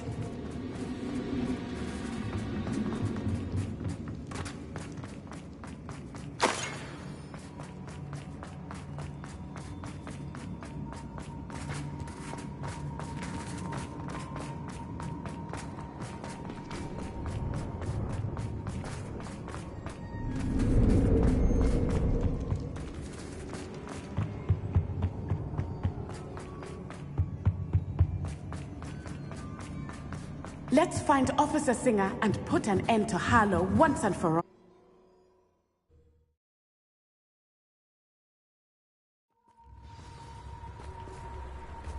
Natsai Onai.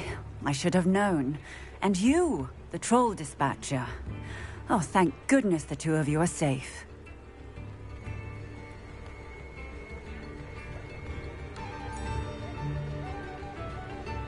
Isco Rabe told me a couple of students had rescued him.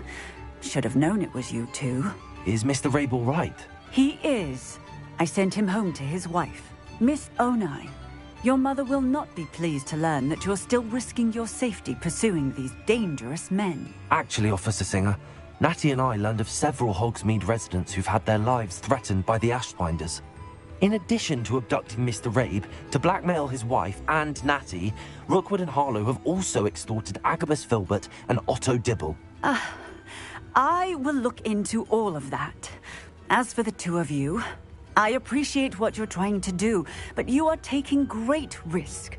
Next time, please let the authorities handle the Ashwinders. Yes, officer. Do you have enough evidence to take down Harlow and the rest of Rookwood's lot? Well, it's certainly a good start. We shall see.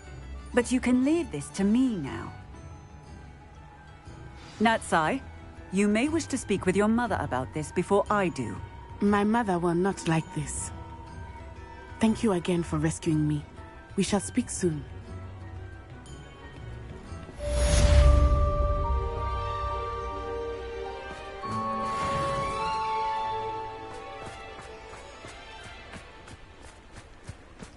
Does it get any more cozy than Hogsmeade?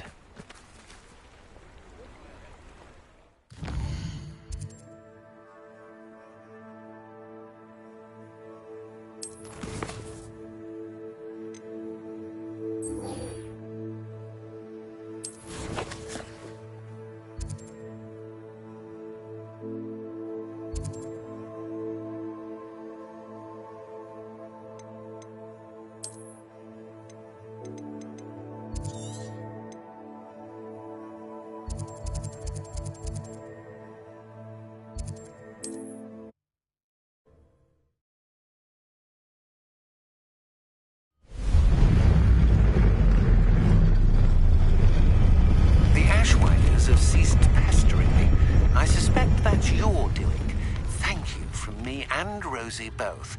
We're just leaving for our honeymoon after we tell Mr. Hill of our recent marriage. Wish me luck.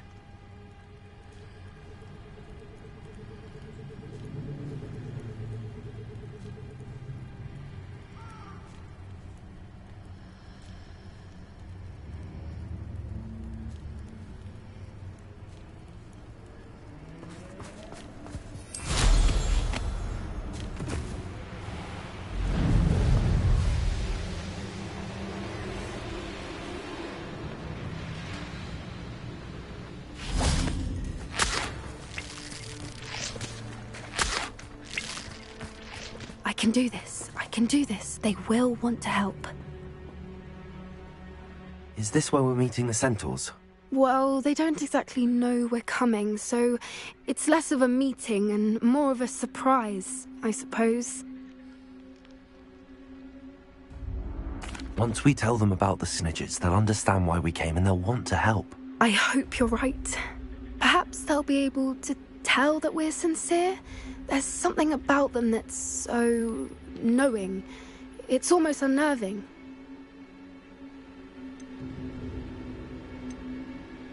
I suppose they are known for having an air of omniscience. That's exactly the right word. Never mind. What is it? It's nothing, truly.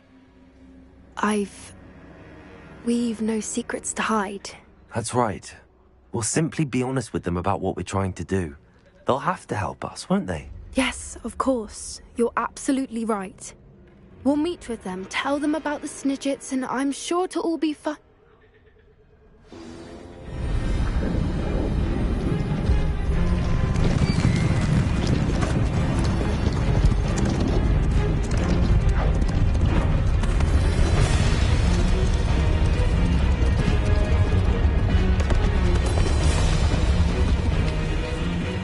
What do you think you're doing here, humans? Please! We were hoping to speak with you. Ah! I suppose you'd like a tale for your friends of the time you spoke to a centaur, and it spoke back. No! Never! We're here because we need your help. Enough! You made a grave error in judgment in coming here, little witch.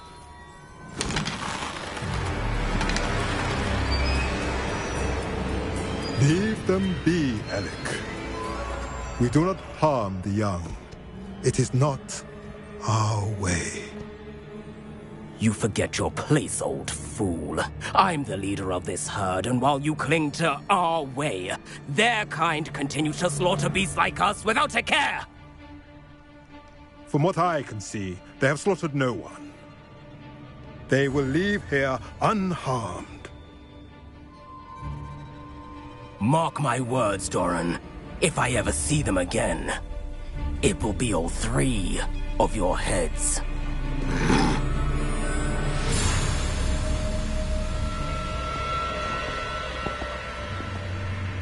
Foolish children. Do you know what happens to wizards who wander here? Now, follow me before Golden Snidgets are still alive, and the poachers are after them. They know that the key to finding them lies in the moonlight, but they don't know what that means, yet.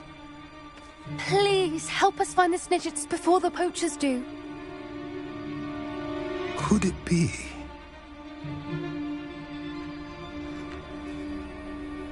In the south, there is a cave within which lies what the poachers seek. A moonstone. Retrieve it and place it in the henge in the forest. I, on the other hand, must go speak with the herd. Find me after you have done this.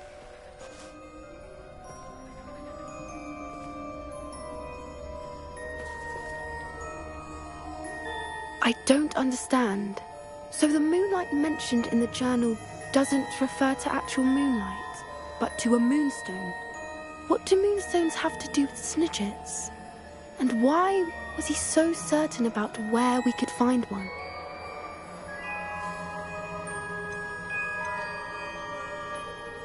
Isn't Moonstone all around us? Why retrieve one from a cave? Knowing centaurs, I suspect he's referring to a specific moonstone. We'll likely know it when we see it. I don't know, but I am inclined to believe him, what with his being a centaur and all. I am too. It is a shame how quickly he left. What was his name? Doran. That's what the leader of the herd called him. Well, if Doran knows something we don't, I'd rather act now and ask questions later. I can head to the library and start looking into the cave you mentioned. I'll let you know what I find.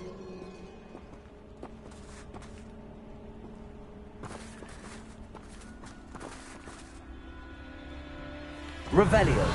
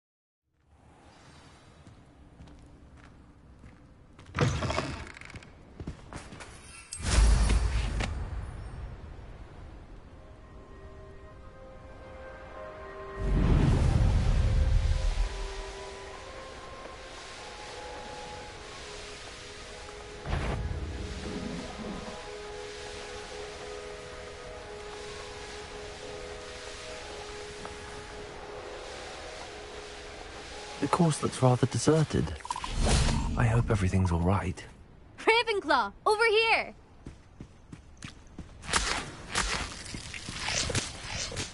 Hello again, Imelda. This course is a bit far from the castle, isn't it? Obviously. Evidently too far for most of our classmates. Pathetic. They should be begging me to keep these trials alive, not running scared. I'm surprised our new 5th year showed up. I suppose I appreciate the effort. That's actually... thank you. I know I can be impatient, but I get frustrated by those who don't take things as seriously as I do. And in my experience, that's everyone. Anyway, don't let it go to your head. Right then, enough chatter. I'm confident I've posted a time you won't be able to beat.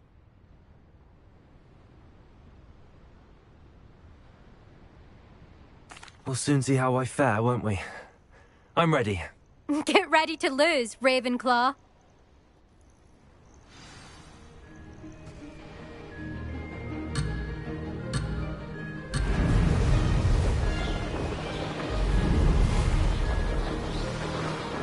That wasn't too difficult.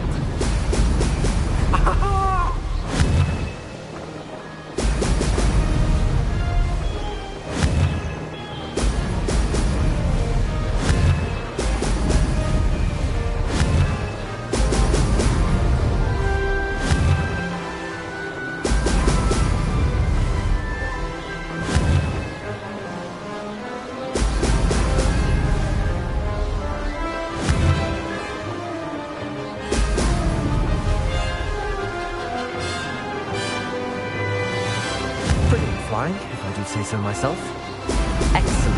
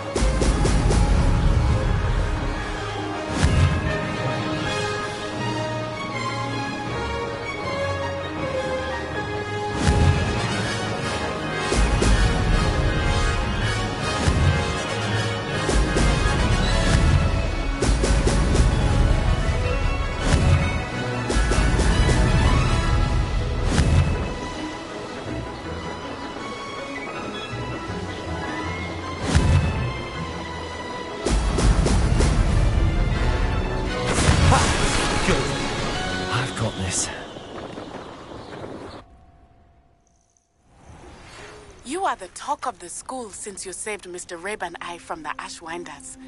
We have come so far. We should discuss the next steps in our plan to stop Harlow. That was quite something. Impressive work today, but don't get too comfortable. I'll be on your heels in no time. My family's not going to believe the news when I tell them. They're almost as competitive as I am. Almost.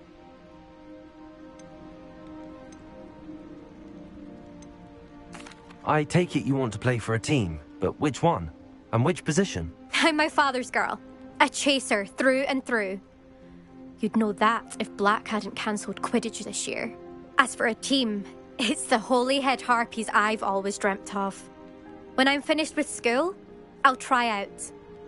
If for some reason I don't get accepted, I don't know what I'll do. Herbology, perhaps?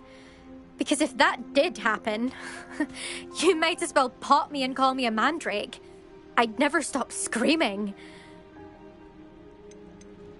Will you keep running these courses? I'll race them myself. Don't want to get rusty. But I won't be dealing with time trials. You're welcome to run them too. Anyway, hope we find time to fly again soon. Do you get your competitiveness from your family? You could say that. My grandfather played Quidditch for Puddlemere United. And my father, well, he was a chaser for Slytherin, but had to stop after a curse took his knees out. Said it was the Gryffindor beater. And me, I fell in love with flying the first time I saw the ground disappear beneath my feet. Something about the freedom you feel on a broom. I've not been able to stop since. It's been fun competing against your records, Imelda. It has been fun. Glad you're here. 5th year. Not bad for a Ravenclaw. You take care of yourself.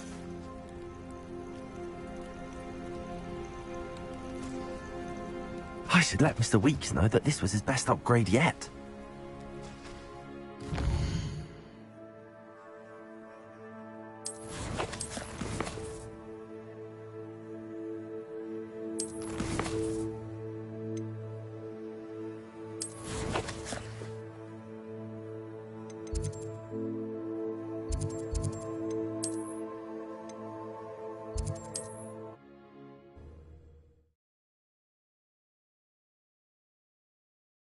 Sometimes it seems all roads lead to Hogsmeade.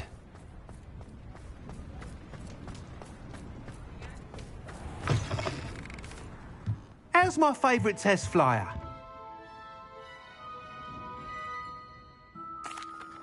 Hello again, Mr. Weeks. I set a new record at the South Course. Fantastic! Your broom performed well then?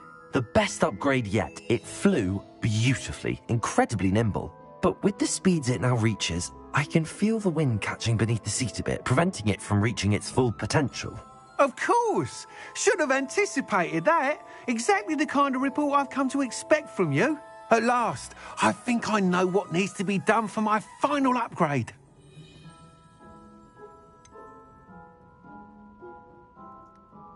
What will you do after the final upgrade is complete?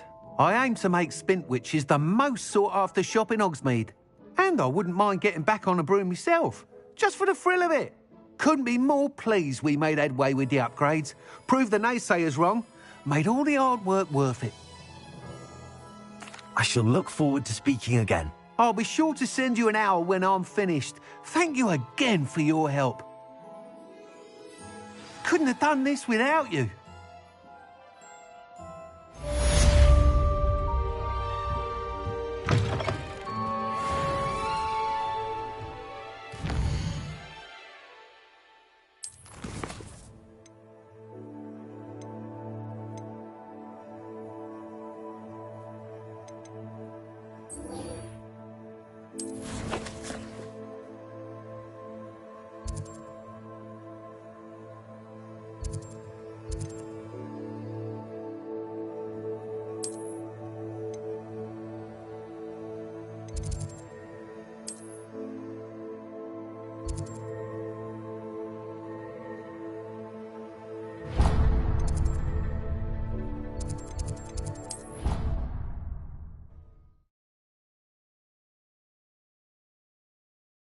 Mr. Weeks and I do make a good team.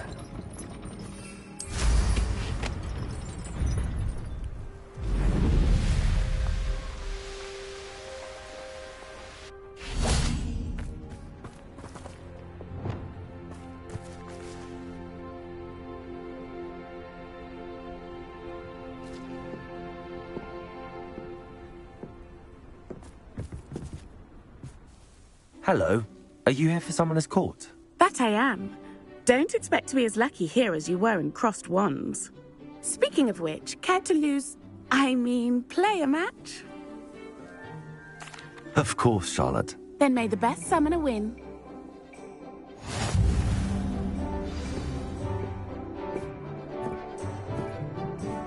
Accio!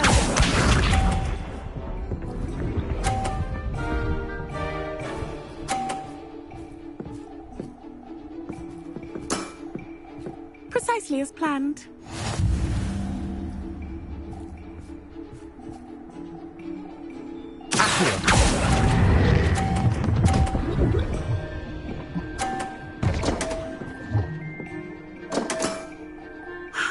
I'll remember that.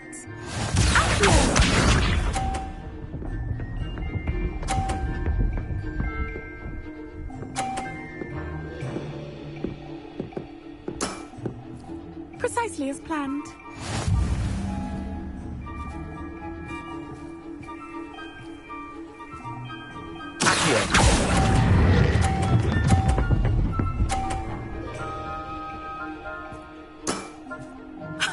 Sting me with a billywig. I'll never top that.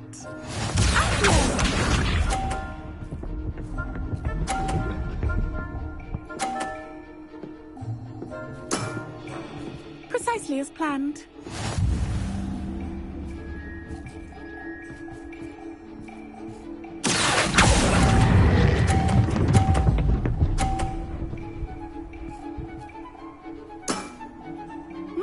Nice technique. Well, you are good.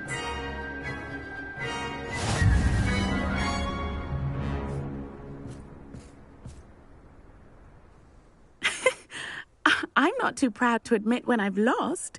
Where did you learn to play like that?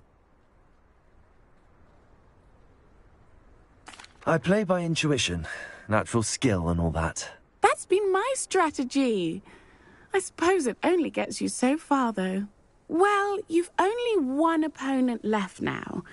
I won't say more than that, but let's just say he's the best for a reason.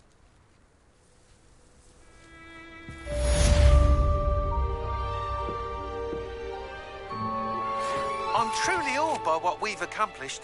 The final broom upgrade is better than even I expected. Stop by Spintwitches when you can.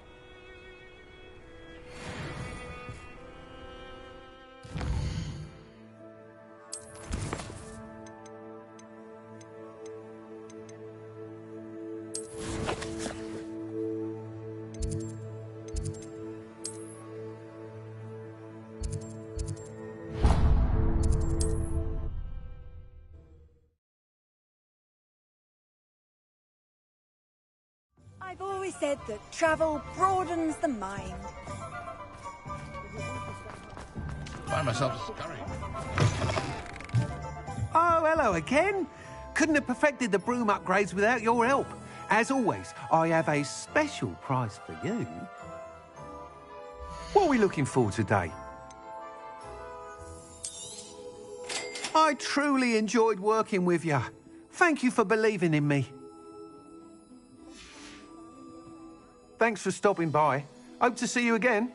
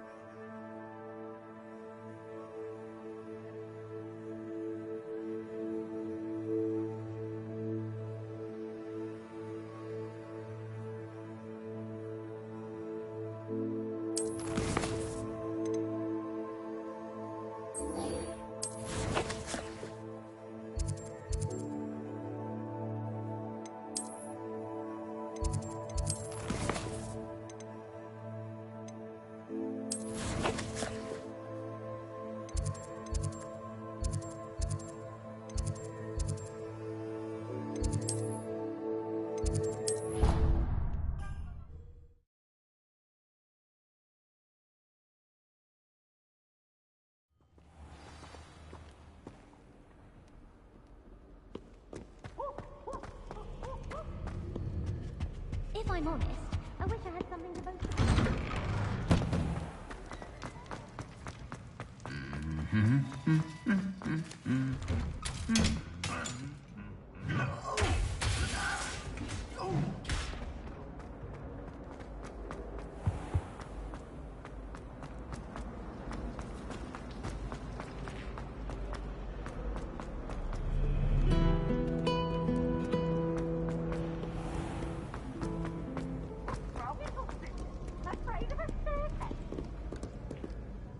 Can't catch speed!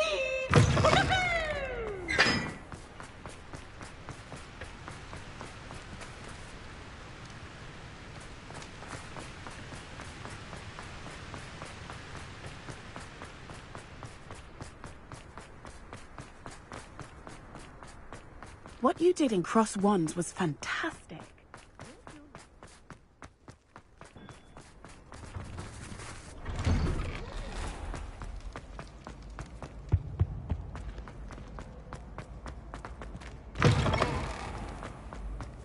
Revelio.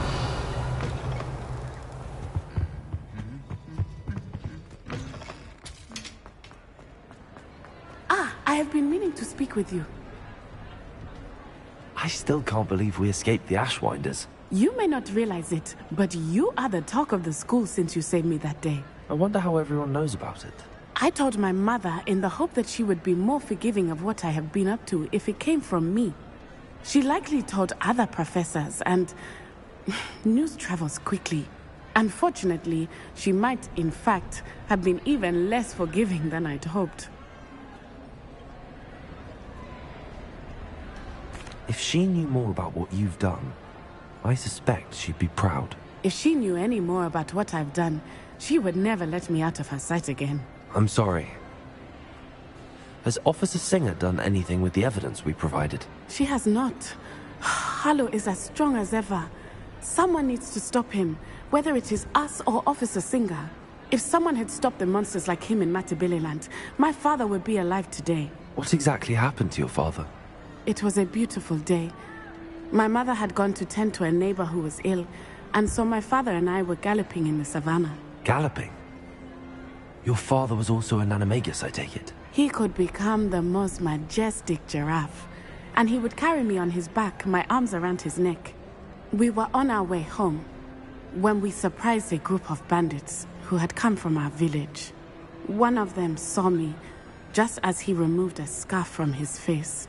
He shouted and then aimed his rifle. He didn't want you to identify him. Exactly. In an instant, my father bowed his neck to protect me and was hit. As he fell, my father changed back into his human form. When the bandits saw this, they turned and ran in fear. Magic terrified them, and then he was gone. And it was all my fault. Your fault? How so? He died protecting me. If I had been capable of protecting myself, he would still be alive today. My mother and I tried to go on without him, but it became too much for us there. A few years later, we left to come to Scotland.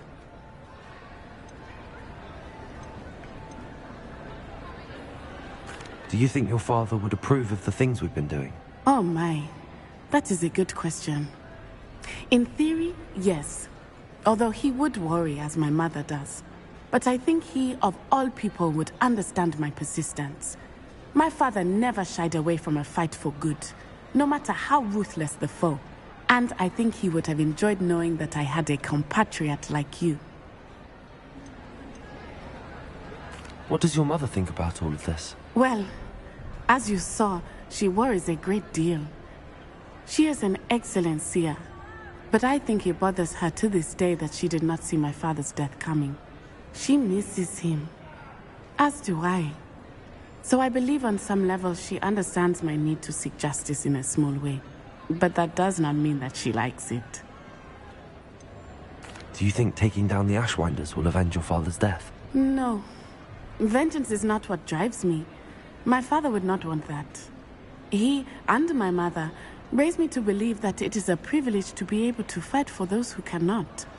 I know there is risk involved, but I feel it is worth it. I am glad you seem to think so too.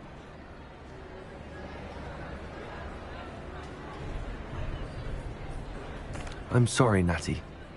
I can't imagine what you've been through. Your father sounds exceptional. He was.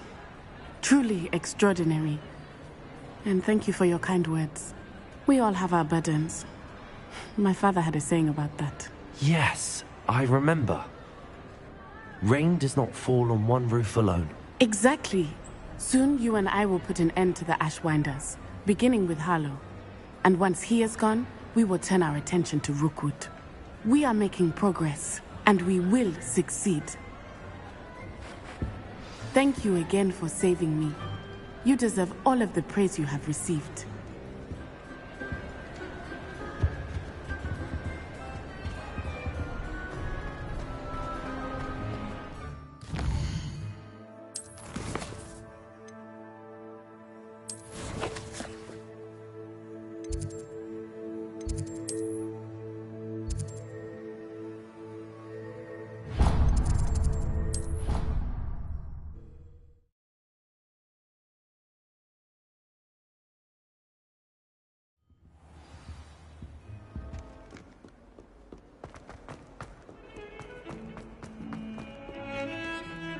Now what am I supposed to do? Pardon me, is everything all right? No, it's not. We only had 2 bells to go, but she just had to go and spoil things. I'm afraid I don't follow. Who spoiled things? Also, what bells? Professor Black ordered Mr. Moon to take down the bells in the bell tower.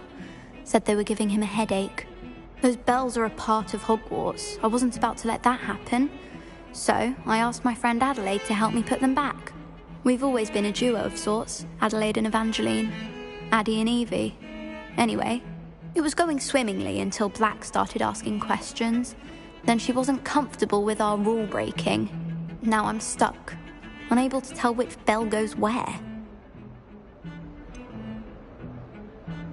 Is it really that important that the bells go back up? Is it really that important?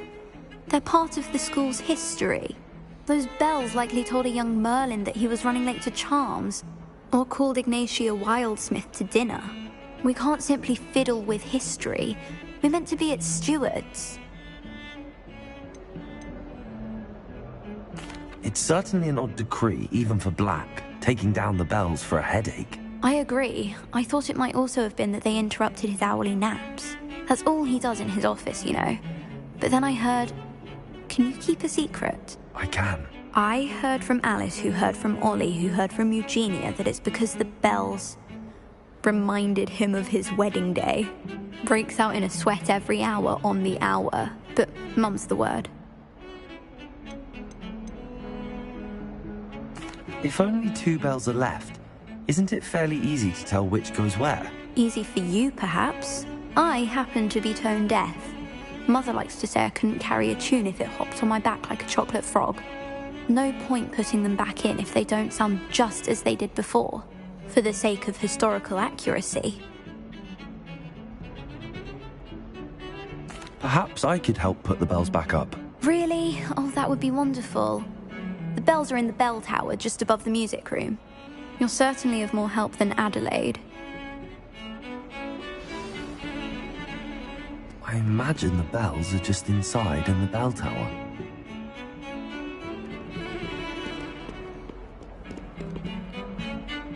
The bells are back up, Evangeline. Oh, you're a credit to the school. I can't wait to hear them. I can't wait for the headmaster to hear them. I wish I could see his face. Future generations may not truly appreciate what you've done, but I do. And I hope that you do as well. You don't know how much this means, for me and for Hogwarts.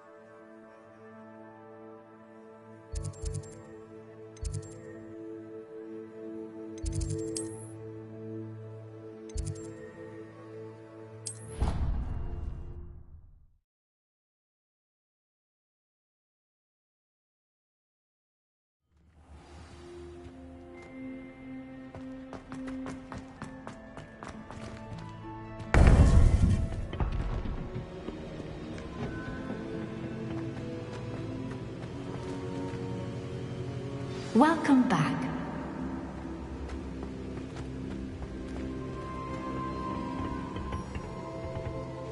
Hello, Professor. I have news. The goblins are looking for something. Another repository. They've built drills to help with their search. Most troubling. Are these repositories like the broken container I found at Rookwood Castle? They are. I fear we have no time to lose. Have a look at the map. Fortunately, the next trial is fairly nearby. It's Hogwarts. As you know, I was headmistress in my time. My portrait hangs in the headmaster's office. In fact, I witnessed Professor Black learn of your arrival. And I'll confess that I wondered about you. Wait, is the next trial in the headmaster's office? It is.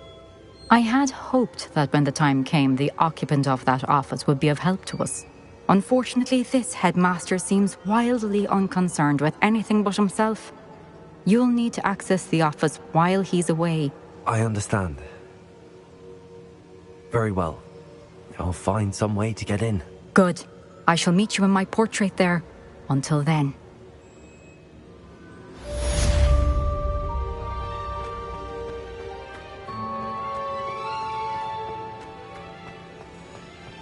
How will I gain access to the headmaster's office? Perhaps Professor Fig will know what to do.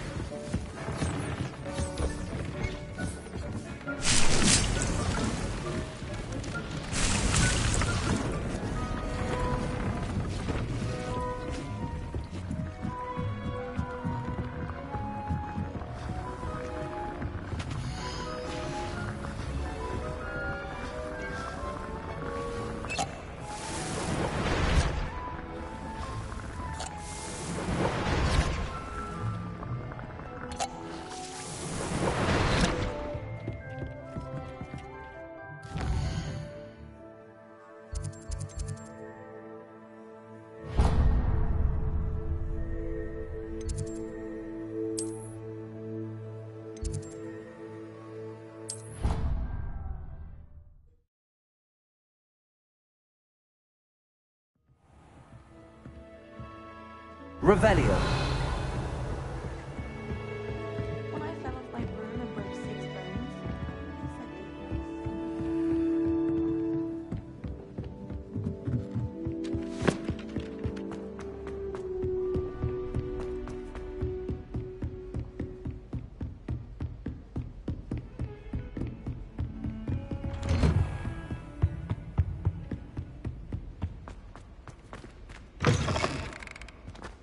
Revelio.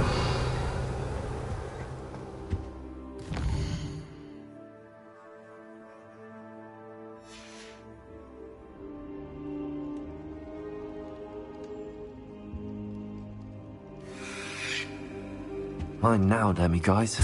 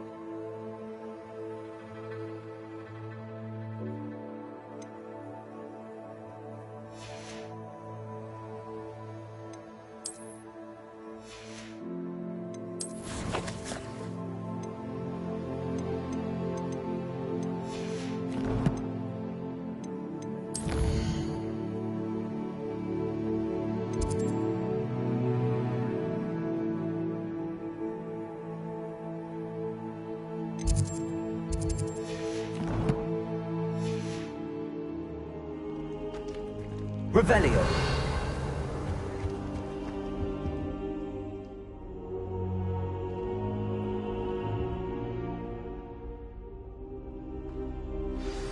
Professor Fig, the Keepers have shown me where the next trial is. Has something changed? Lodgok and I have learned that the goblins are searching for another repository, like the one we saw at Rookwood Castle.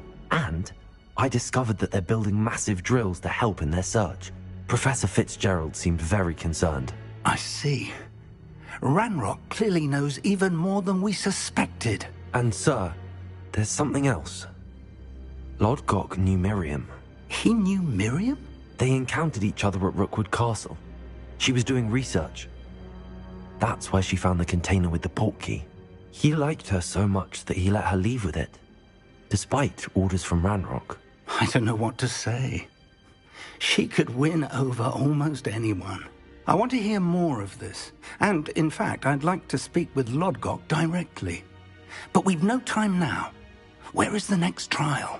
Believe it or not, it's in the headmaster's office. Incredible.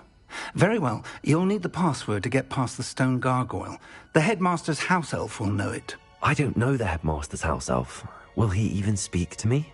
I imagine he's loyal to the headmaster. He is. So you'll need a disguise. I have just the thing. A polyjuice potion. You'll look and sound like Professor Black. Wait, doesn't polyjuice potion require a bit of the person you want to change into? And take ages to brew? It does. So how do you already have polyjuice potion to change into Professor Black? One never knows when such a thing may come in handy.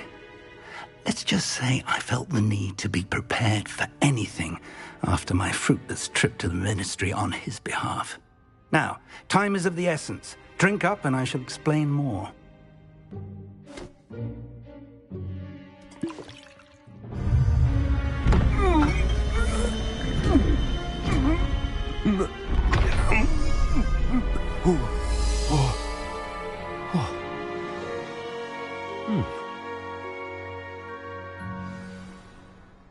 How do you feel?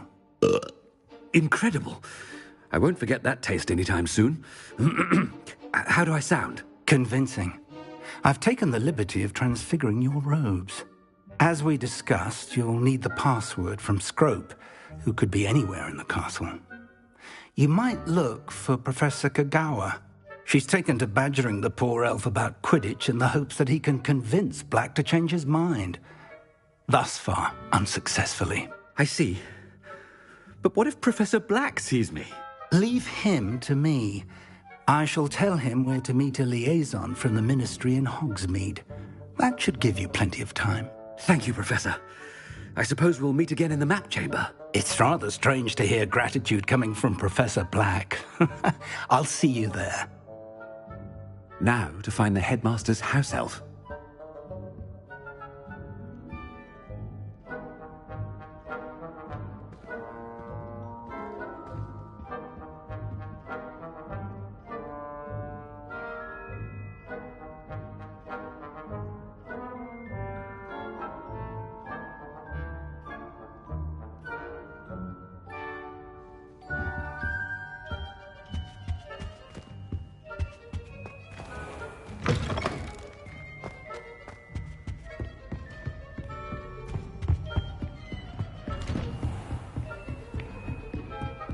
Do you have a moment, Professor? Professor, I was hoping to catch you.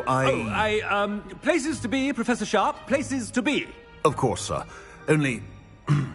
you'd asked me about a particular potion, and I did? I did, yes. Well, spit it out, Sharp. I don't have all day. Probably best not to discuss it here, sir.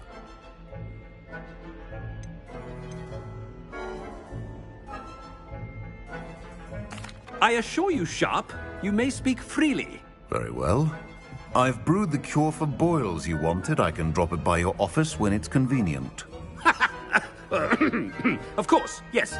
No need for all the cloak and dagger. Simply have a student deliver it. A student? Very well, sir, if you insist. I do. And thank you, Sharp. I just hope you've brewed enough for all my boils. Now, to determine which student gets this rather unenviable task.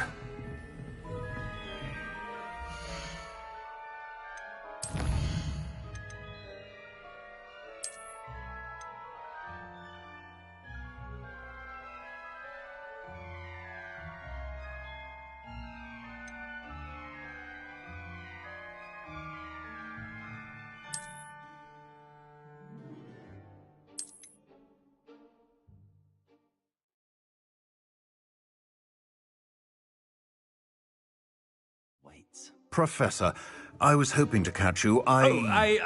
Places to be, Professor Sharp. Places to be. Of course, sir. Only... you'd asked me about a particular potion, and I did? I did, yes. Well, spit it out, Sharp. I don't have all day. Probably best not to discuss it here, sir. Really? Why can't we talk about potions here? Seems fine to me. Very well. I've brewed the cure for boils you wanted. I can drop it by your office when it's convenient. Of course, yes. No need for all the cloak and dagger. Simply have a student deliver it. A student? Very well, sir, if you insist. I do. And thank you, Sharp. I just hope you've brewed enough for all my boils. Now, to determine which student... You call that a shine on those boots? Do better.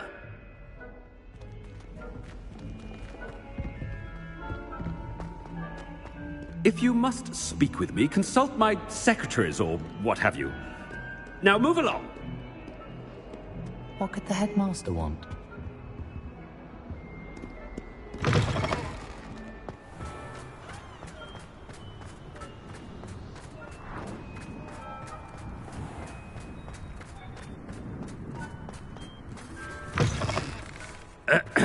I wonder almost daily why I accepted this appointment from the Ministry. Headmaster? Here, what could he want? Mr. Gaunt, where do you think you're going? I beg your pardon, sir. I'm simply on my way outside. Taking the day off, eh?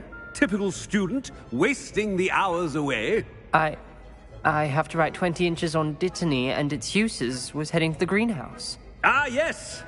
Mixed with bubo tuber pus makes a fine mustache paste. Yes, mustache paste. I find. Are you feeling all right, sir? You don't seem yourself. I assure you I am quite healthy, Gaunt. If I need a medical diagnosis, I shall head to St. Mungo's.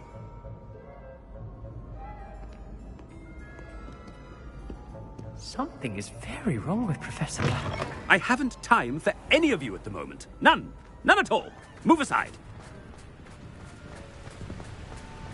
Professor, a word?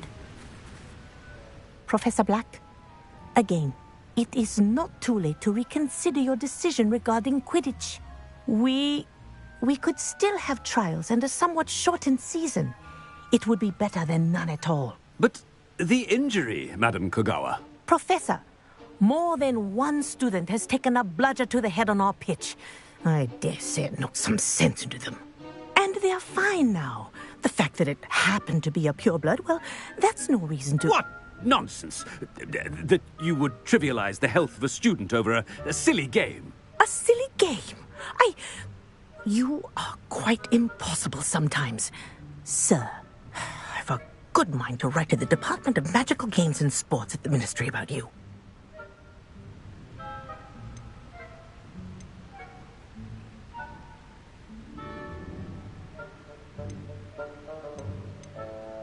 I should think you'd have better things to do with your time. Now, where's my elf? Good day, Professor. And I spotted Scrope in the Great Hall. Seems to be avoiding me. I wonder why. Good day, Madam Kogawa.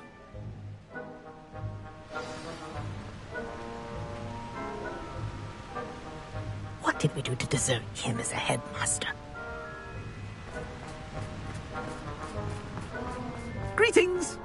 I mean, out of my way, children! If it's the Headmaster, I hope it's not about anything I've been doing. Miss Broom, a word. Oh, Professor, this is an interesting surprise. It's Bloom, by the way. Remind me of your area of affinity, Broom. OWLs are swift approaching. Charms, sir. Non-verbal spells. Might work on one that makes me disappear. Well, keep at it, Broom. And before you know it, you'll be as invisible as that new fifth year seems to be. They're not invisible, sir. I've seen them near the library. In fact, they help me with my, heavy books. Speaking of invisible, where's my blasted house elf? Something seems a little off with the headmaster.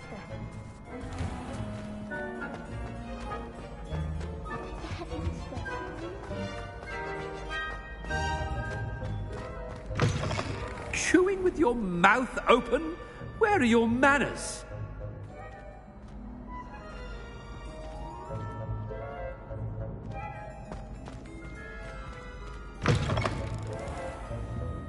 Professor, I need to speak to you. Hello, Professor Black. Ah, Professor Weasley. How delightful to see you. Sir? Since I have you here, I wonder if I might, speak with you about Professor Fig. Oh, very well. I've decided to give him a bit more, leeway with his time. Leeway, Professor? Are you sure that's wise? I confess I do worry for his students. He's rarely here as it is.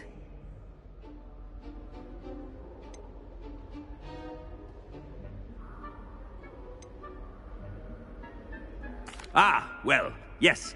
He's handling some official ministry business for me. I see. But, sir, if I may, I am wary of how much time the new fifth year seems to be spending away from the castle, supposedly on Professor Fig's behalf. I've heard unsettling rumors of their escapades. Everything from sneaking into the Forbidden Forest to confronting Ranrock's loyalists and Rookwood's lot. What? Goodness.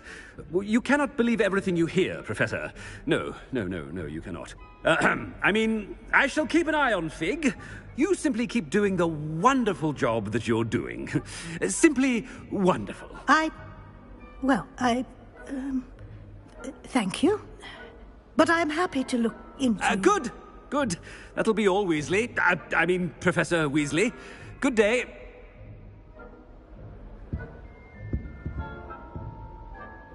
A wonderful job. Leeway for Professor Fig. I shall never understand that man.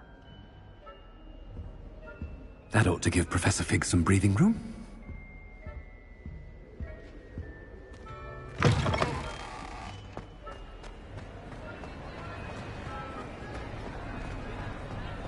Scrope's as hard a worker as any house elf.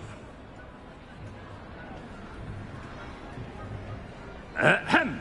Attention, students. I hereby decree that the Great Hall be forthwith decorated in the elegant banners of Ravenclaw. I shall be taking no questions at this time. Or ever.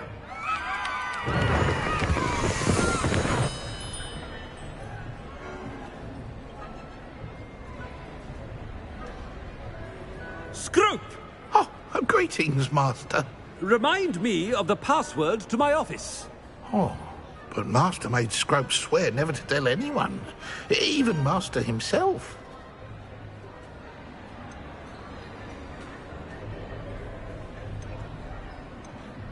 And now I'm telling you that you can tell me. Yes, sir. Of course, sir. Scrope begs forgiveness. It is the Black family motto, Master. Right. Of course. Master does remember it.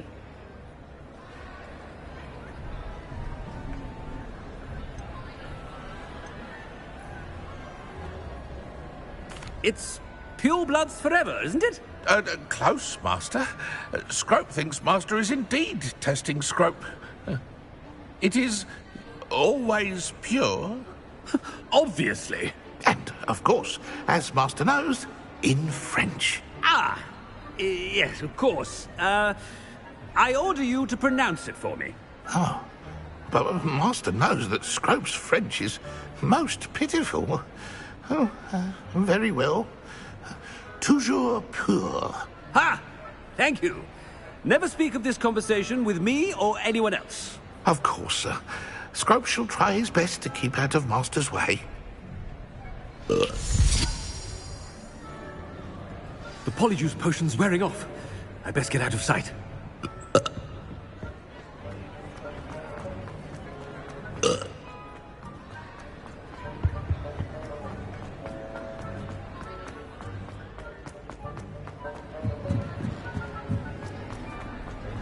Made it just in time.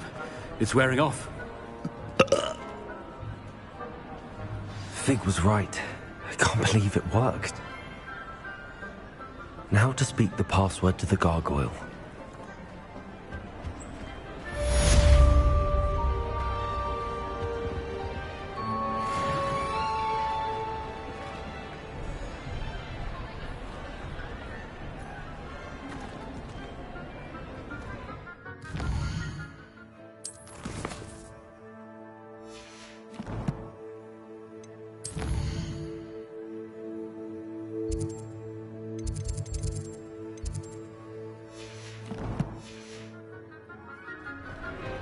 Revelio.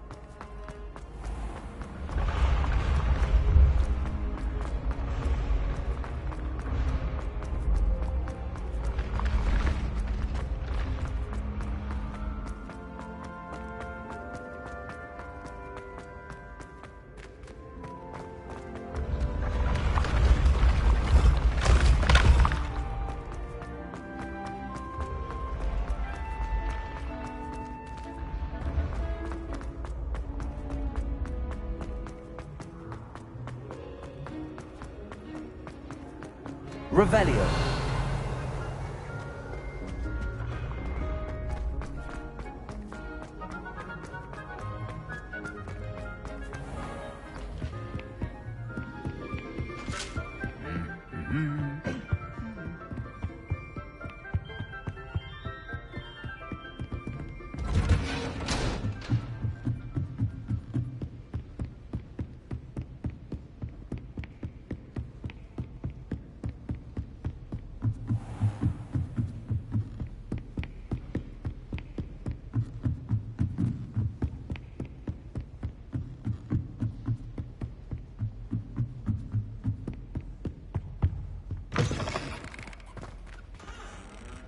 Revelio.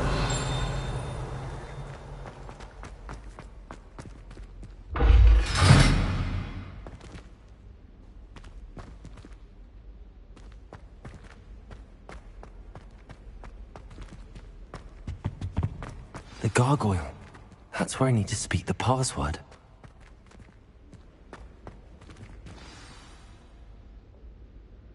Toujours pure.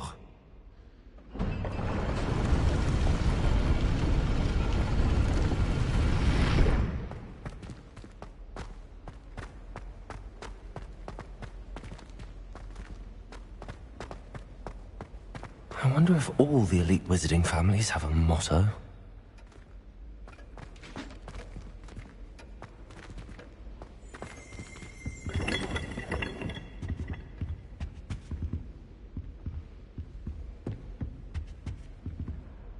Aloha Mora.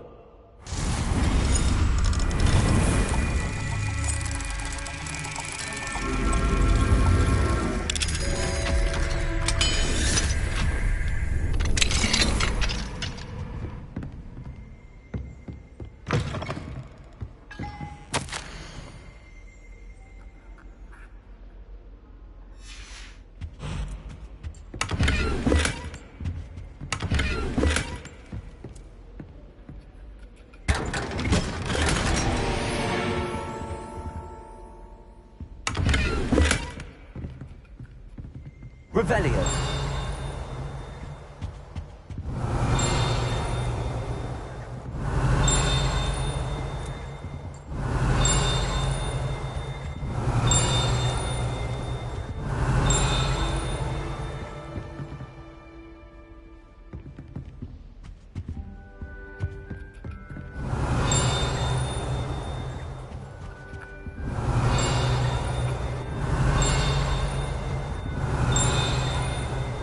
Revelio.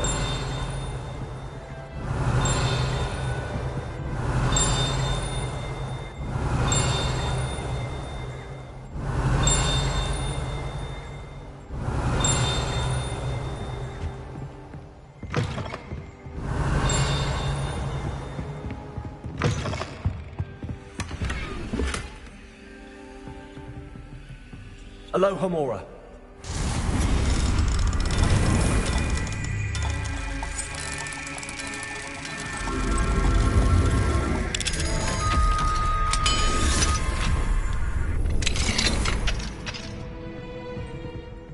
Revelio.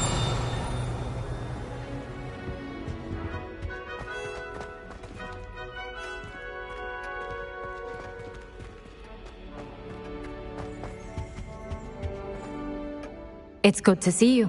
All thanks to Professor Fig's quick thinking. Now what?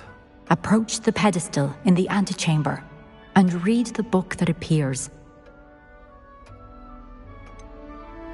What can I expect to find in the book? A story. I cannot say more. You may recognize some elements of it, as I was inspired by a tale with which many wizarding children are familiar. I suspect there will be more to this than reading a book. Your suspicions are correct. We shall speak when you are finished. Has this been under the headmaster's nose all this time?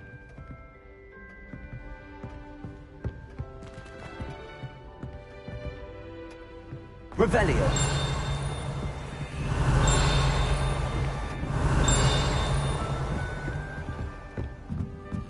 That must be the pedestal.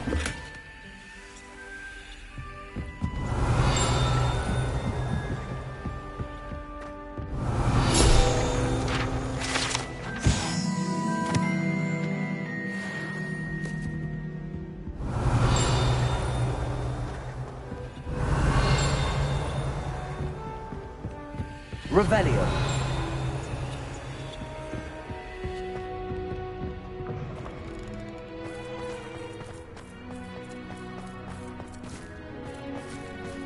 Aloha Mora.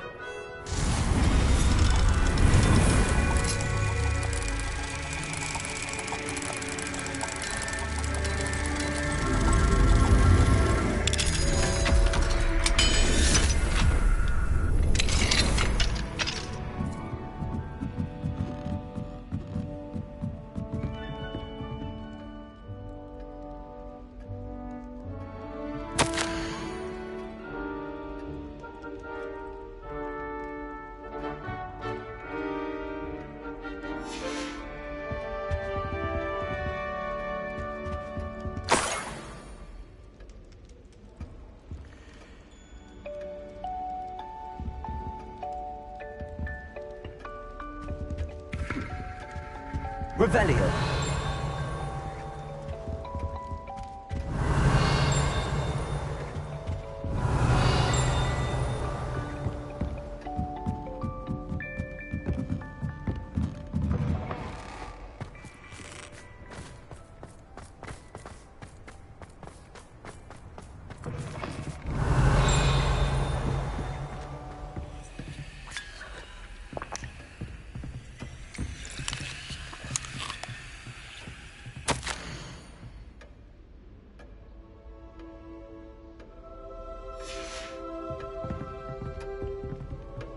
Revelio.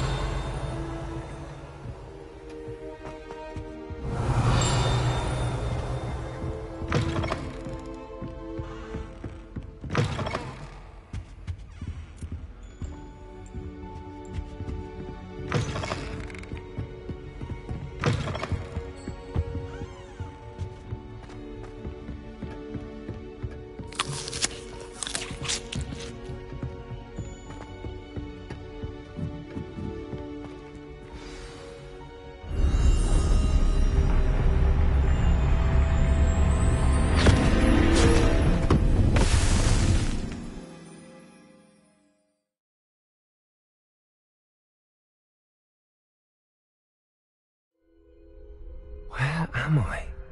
Professor Fitzgerald? Can you hear me? I am here. In this place, you may call me Neve. You shall be witness to a fable. Pay attention. Things are not always as they seem. You must move swiftly and cautiously. Use the tools you encounter to find me. The first you will need is a cloak.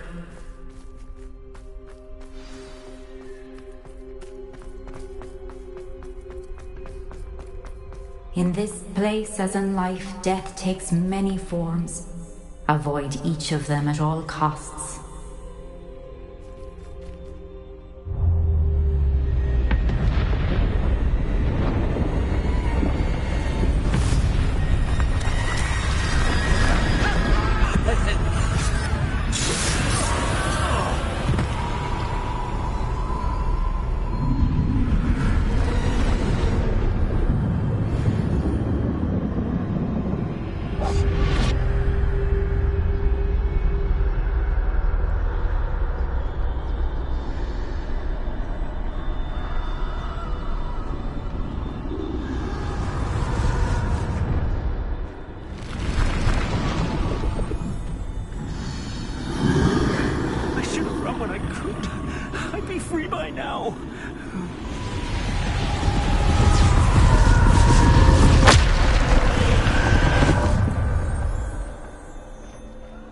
They're gone.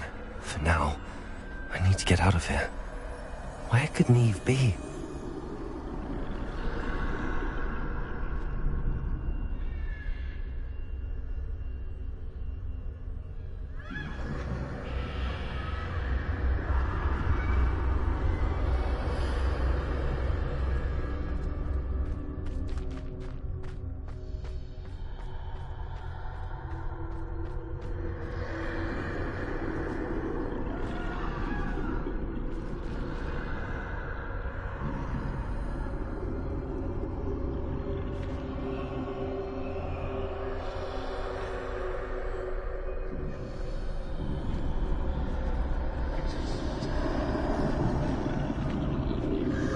I need to time this just right.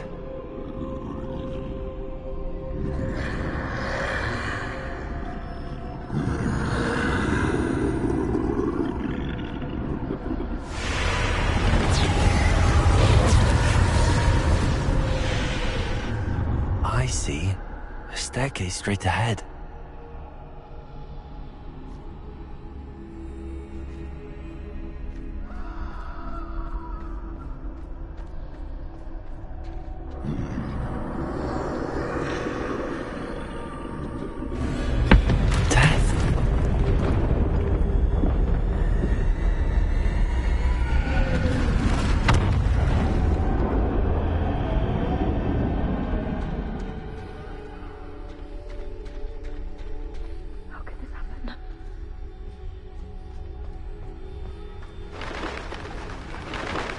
Ladder. Perhaps they won't be able to find me if I go up there.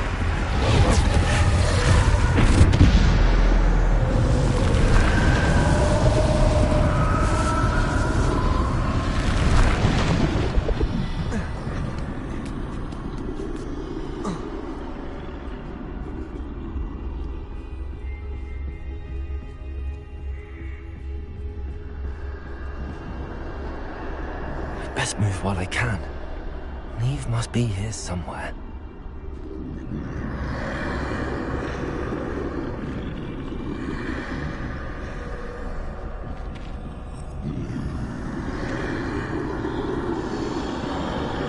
Too many. I must cross this road as fast as I can.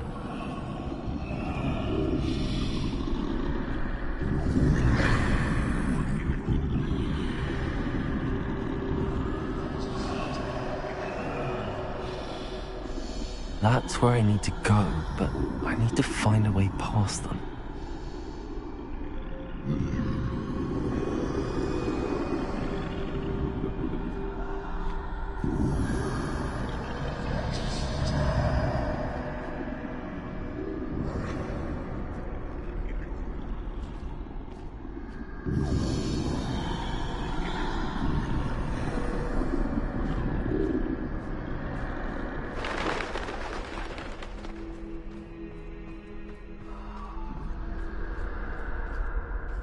Nothing this way, but maybe there must be another way to find you.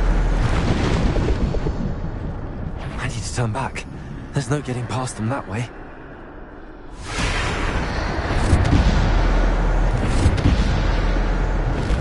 That doorway looks closed tight. No way but forward, I suppose.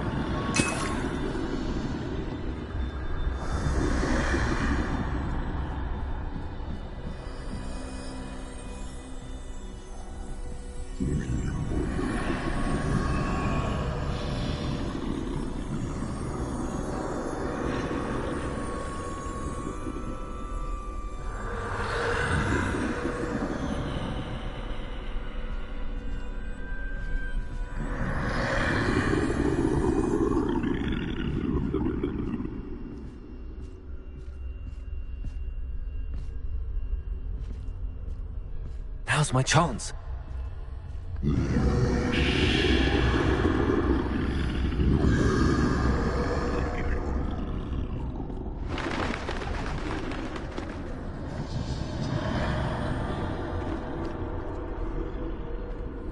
That's the way forward.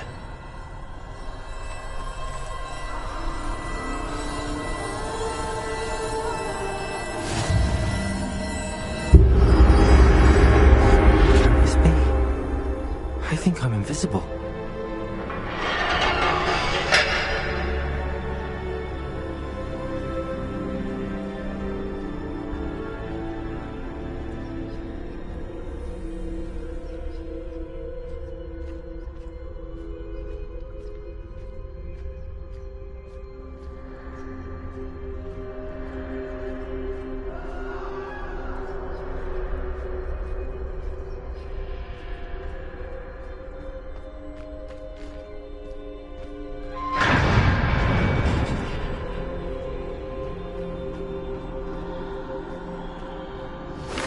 They can't see me at all. I can get closer to them.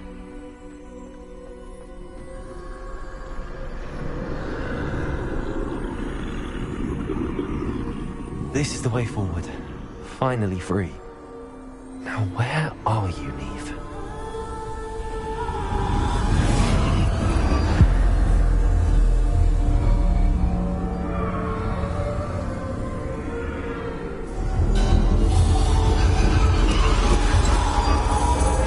Outrun death thus far, but have yet to find me. Keep searching, but this time you will be unable to hide. Wield the wand you see before you. Do not squander its extraordinary power.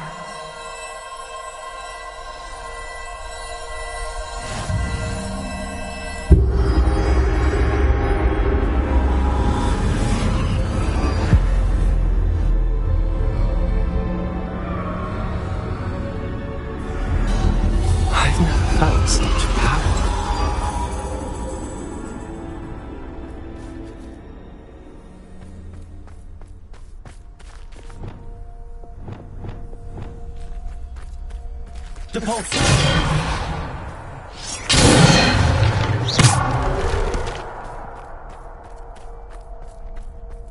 Defender! Bombarder!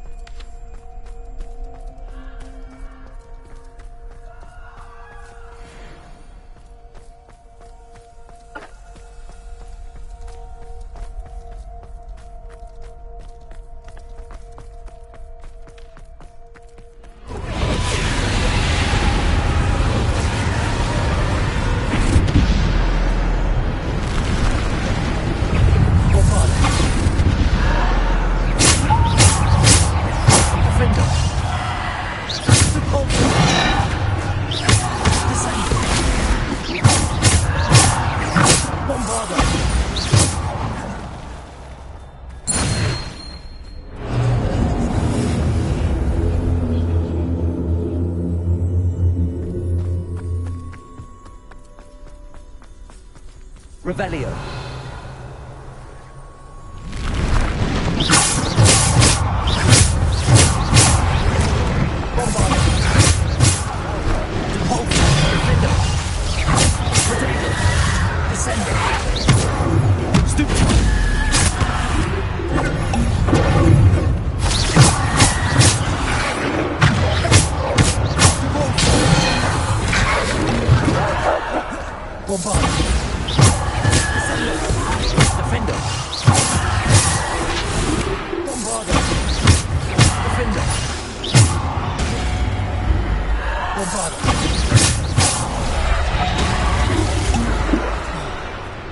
Defender!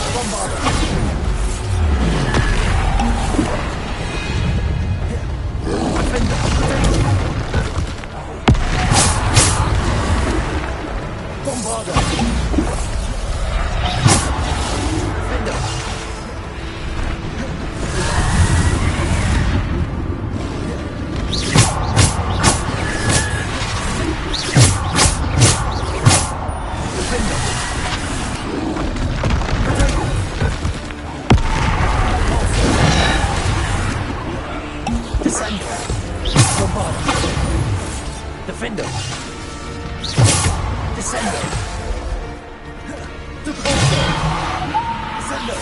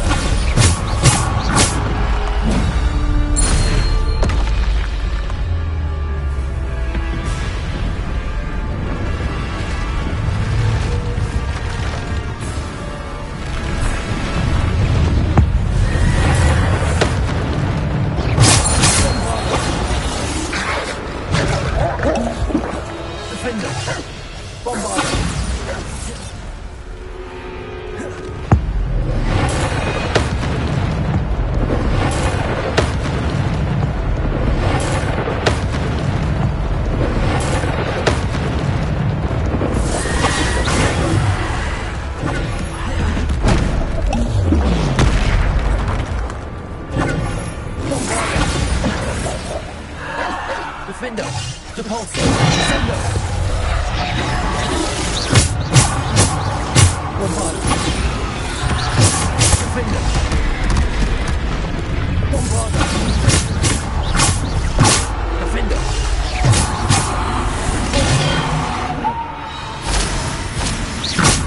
Bombarda. Defender. Bombarda. Defender.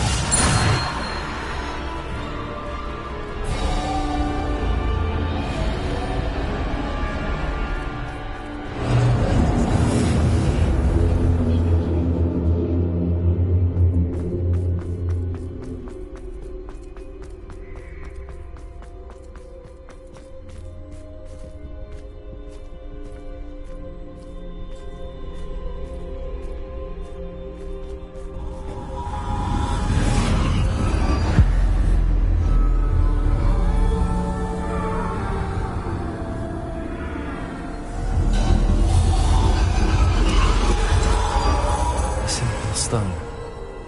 This must be for me.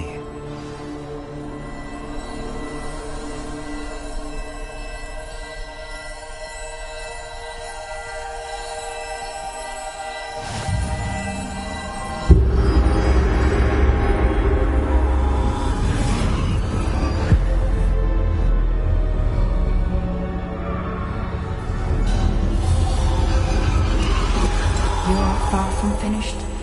Pass through the mourners ahead. Nothing is what it seems.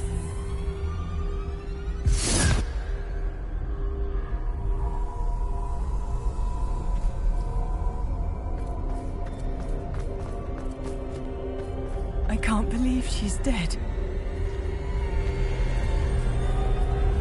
Dear sweet Neve. Dead. Let us always honor her memory. May her memory be a treasure to us forever.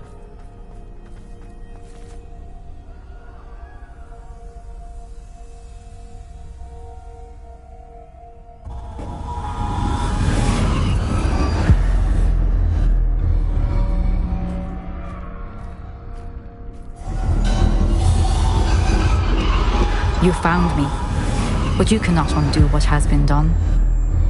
The magic of the stone can only conjure a shadow of my former self.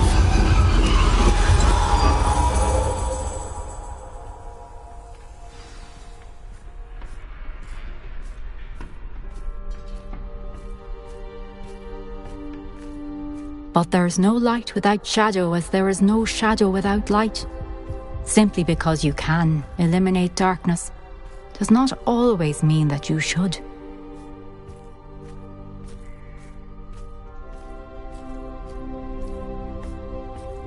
Remember that as you witness my memory.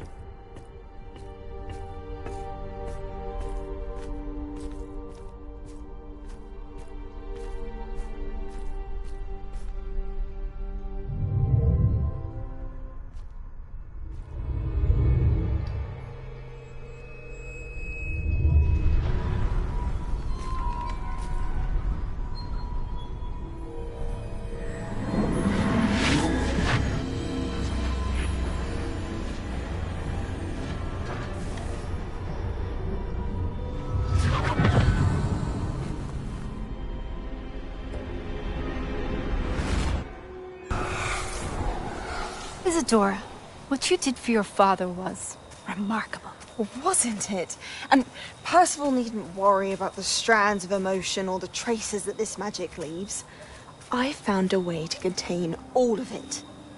You haven't stopped. Goblin Silver. You spoke to a goblin about this. Don't worry, he has no idea what we're containing. We don't know what effect any of this may have. The emotions, the dark traits. You sound like Percival. And as it happens, I do know. It is a source of strength, of focus. Somehow it enhances my ability to wield magic. I don't follow, Isadora. I think we can harness it. Power like this is not to be toyed with. In the wrong hands, You saw what I did for my father. Oh, Neve, imagine the good we could do. Everyone is in some kind of pain.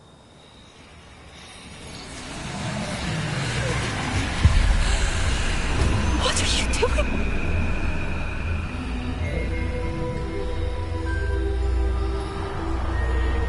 Breathe it in. Can you feel it? Oh, Isadora. This must stop. All of it. You've kept this power to yourselves for so long because you fear it. I choose to embrace it.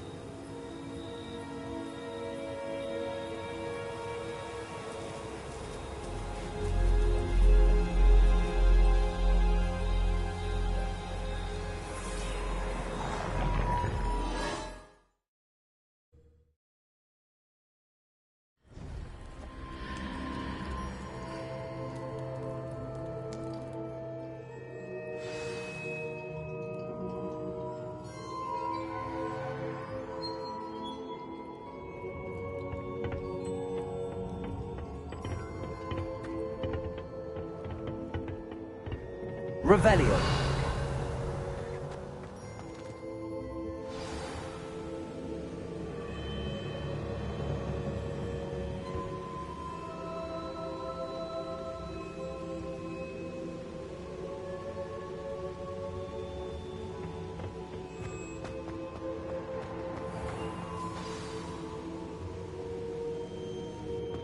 Is it true? Has someone completed the first 3 trials? It is, and I have. But you are so... Young? I know. You must be Professor Bakar. I am. Pleased to meet you. The pensive memory I just witnessed, was Isadora inhaling painful emotions? She was.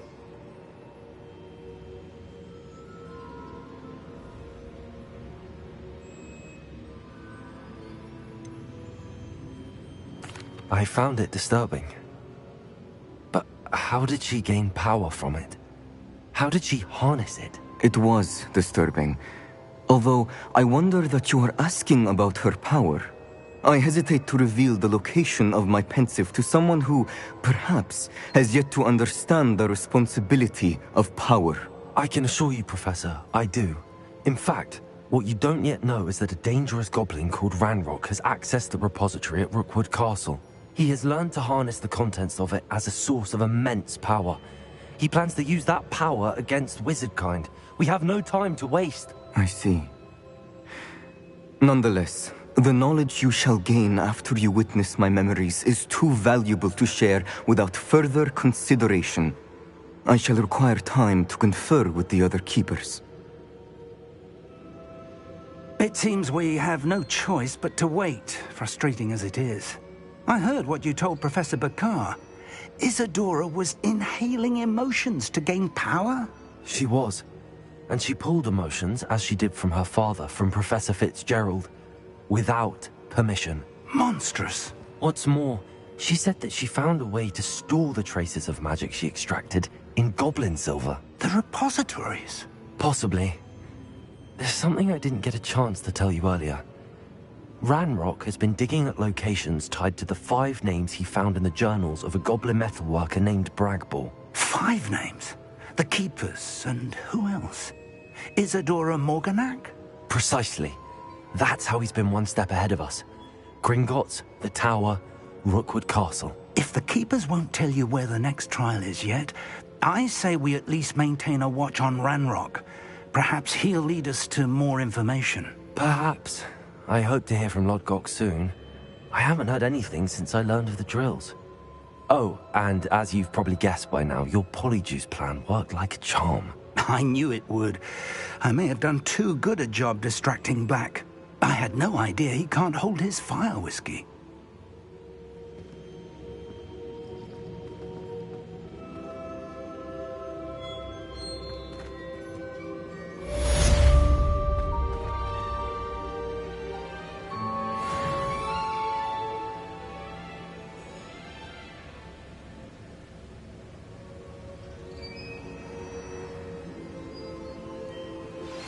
I shouldn't have reacted so bitterly about your goblin friend. I apologize. I hope we can finish what we started with the triptych. Please meet me at the southern coast. We can search for the final canvas piece.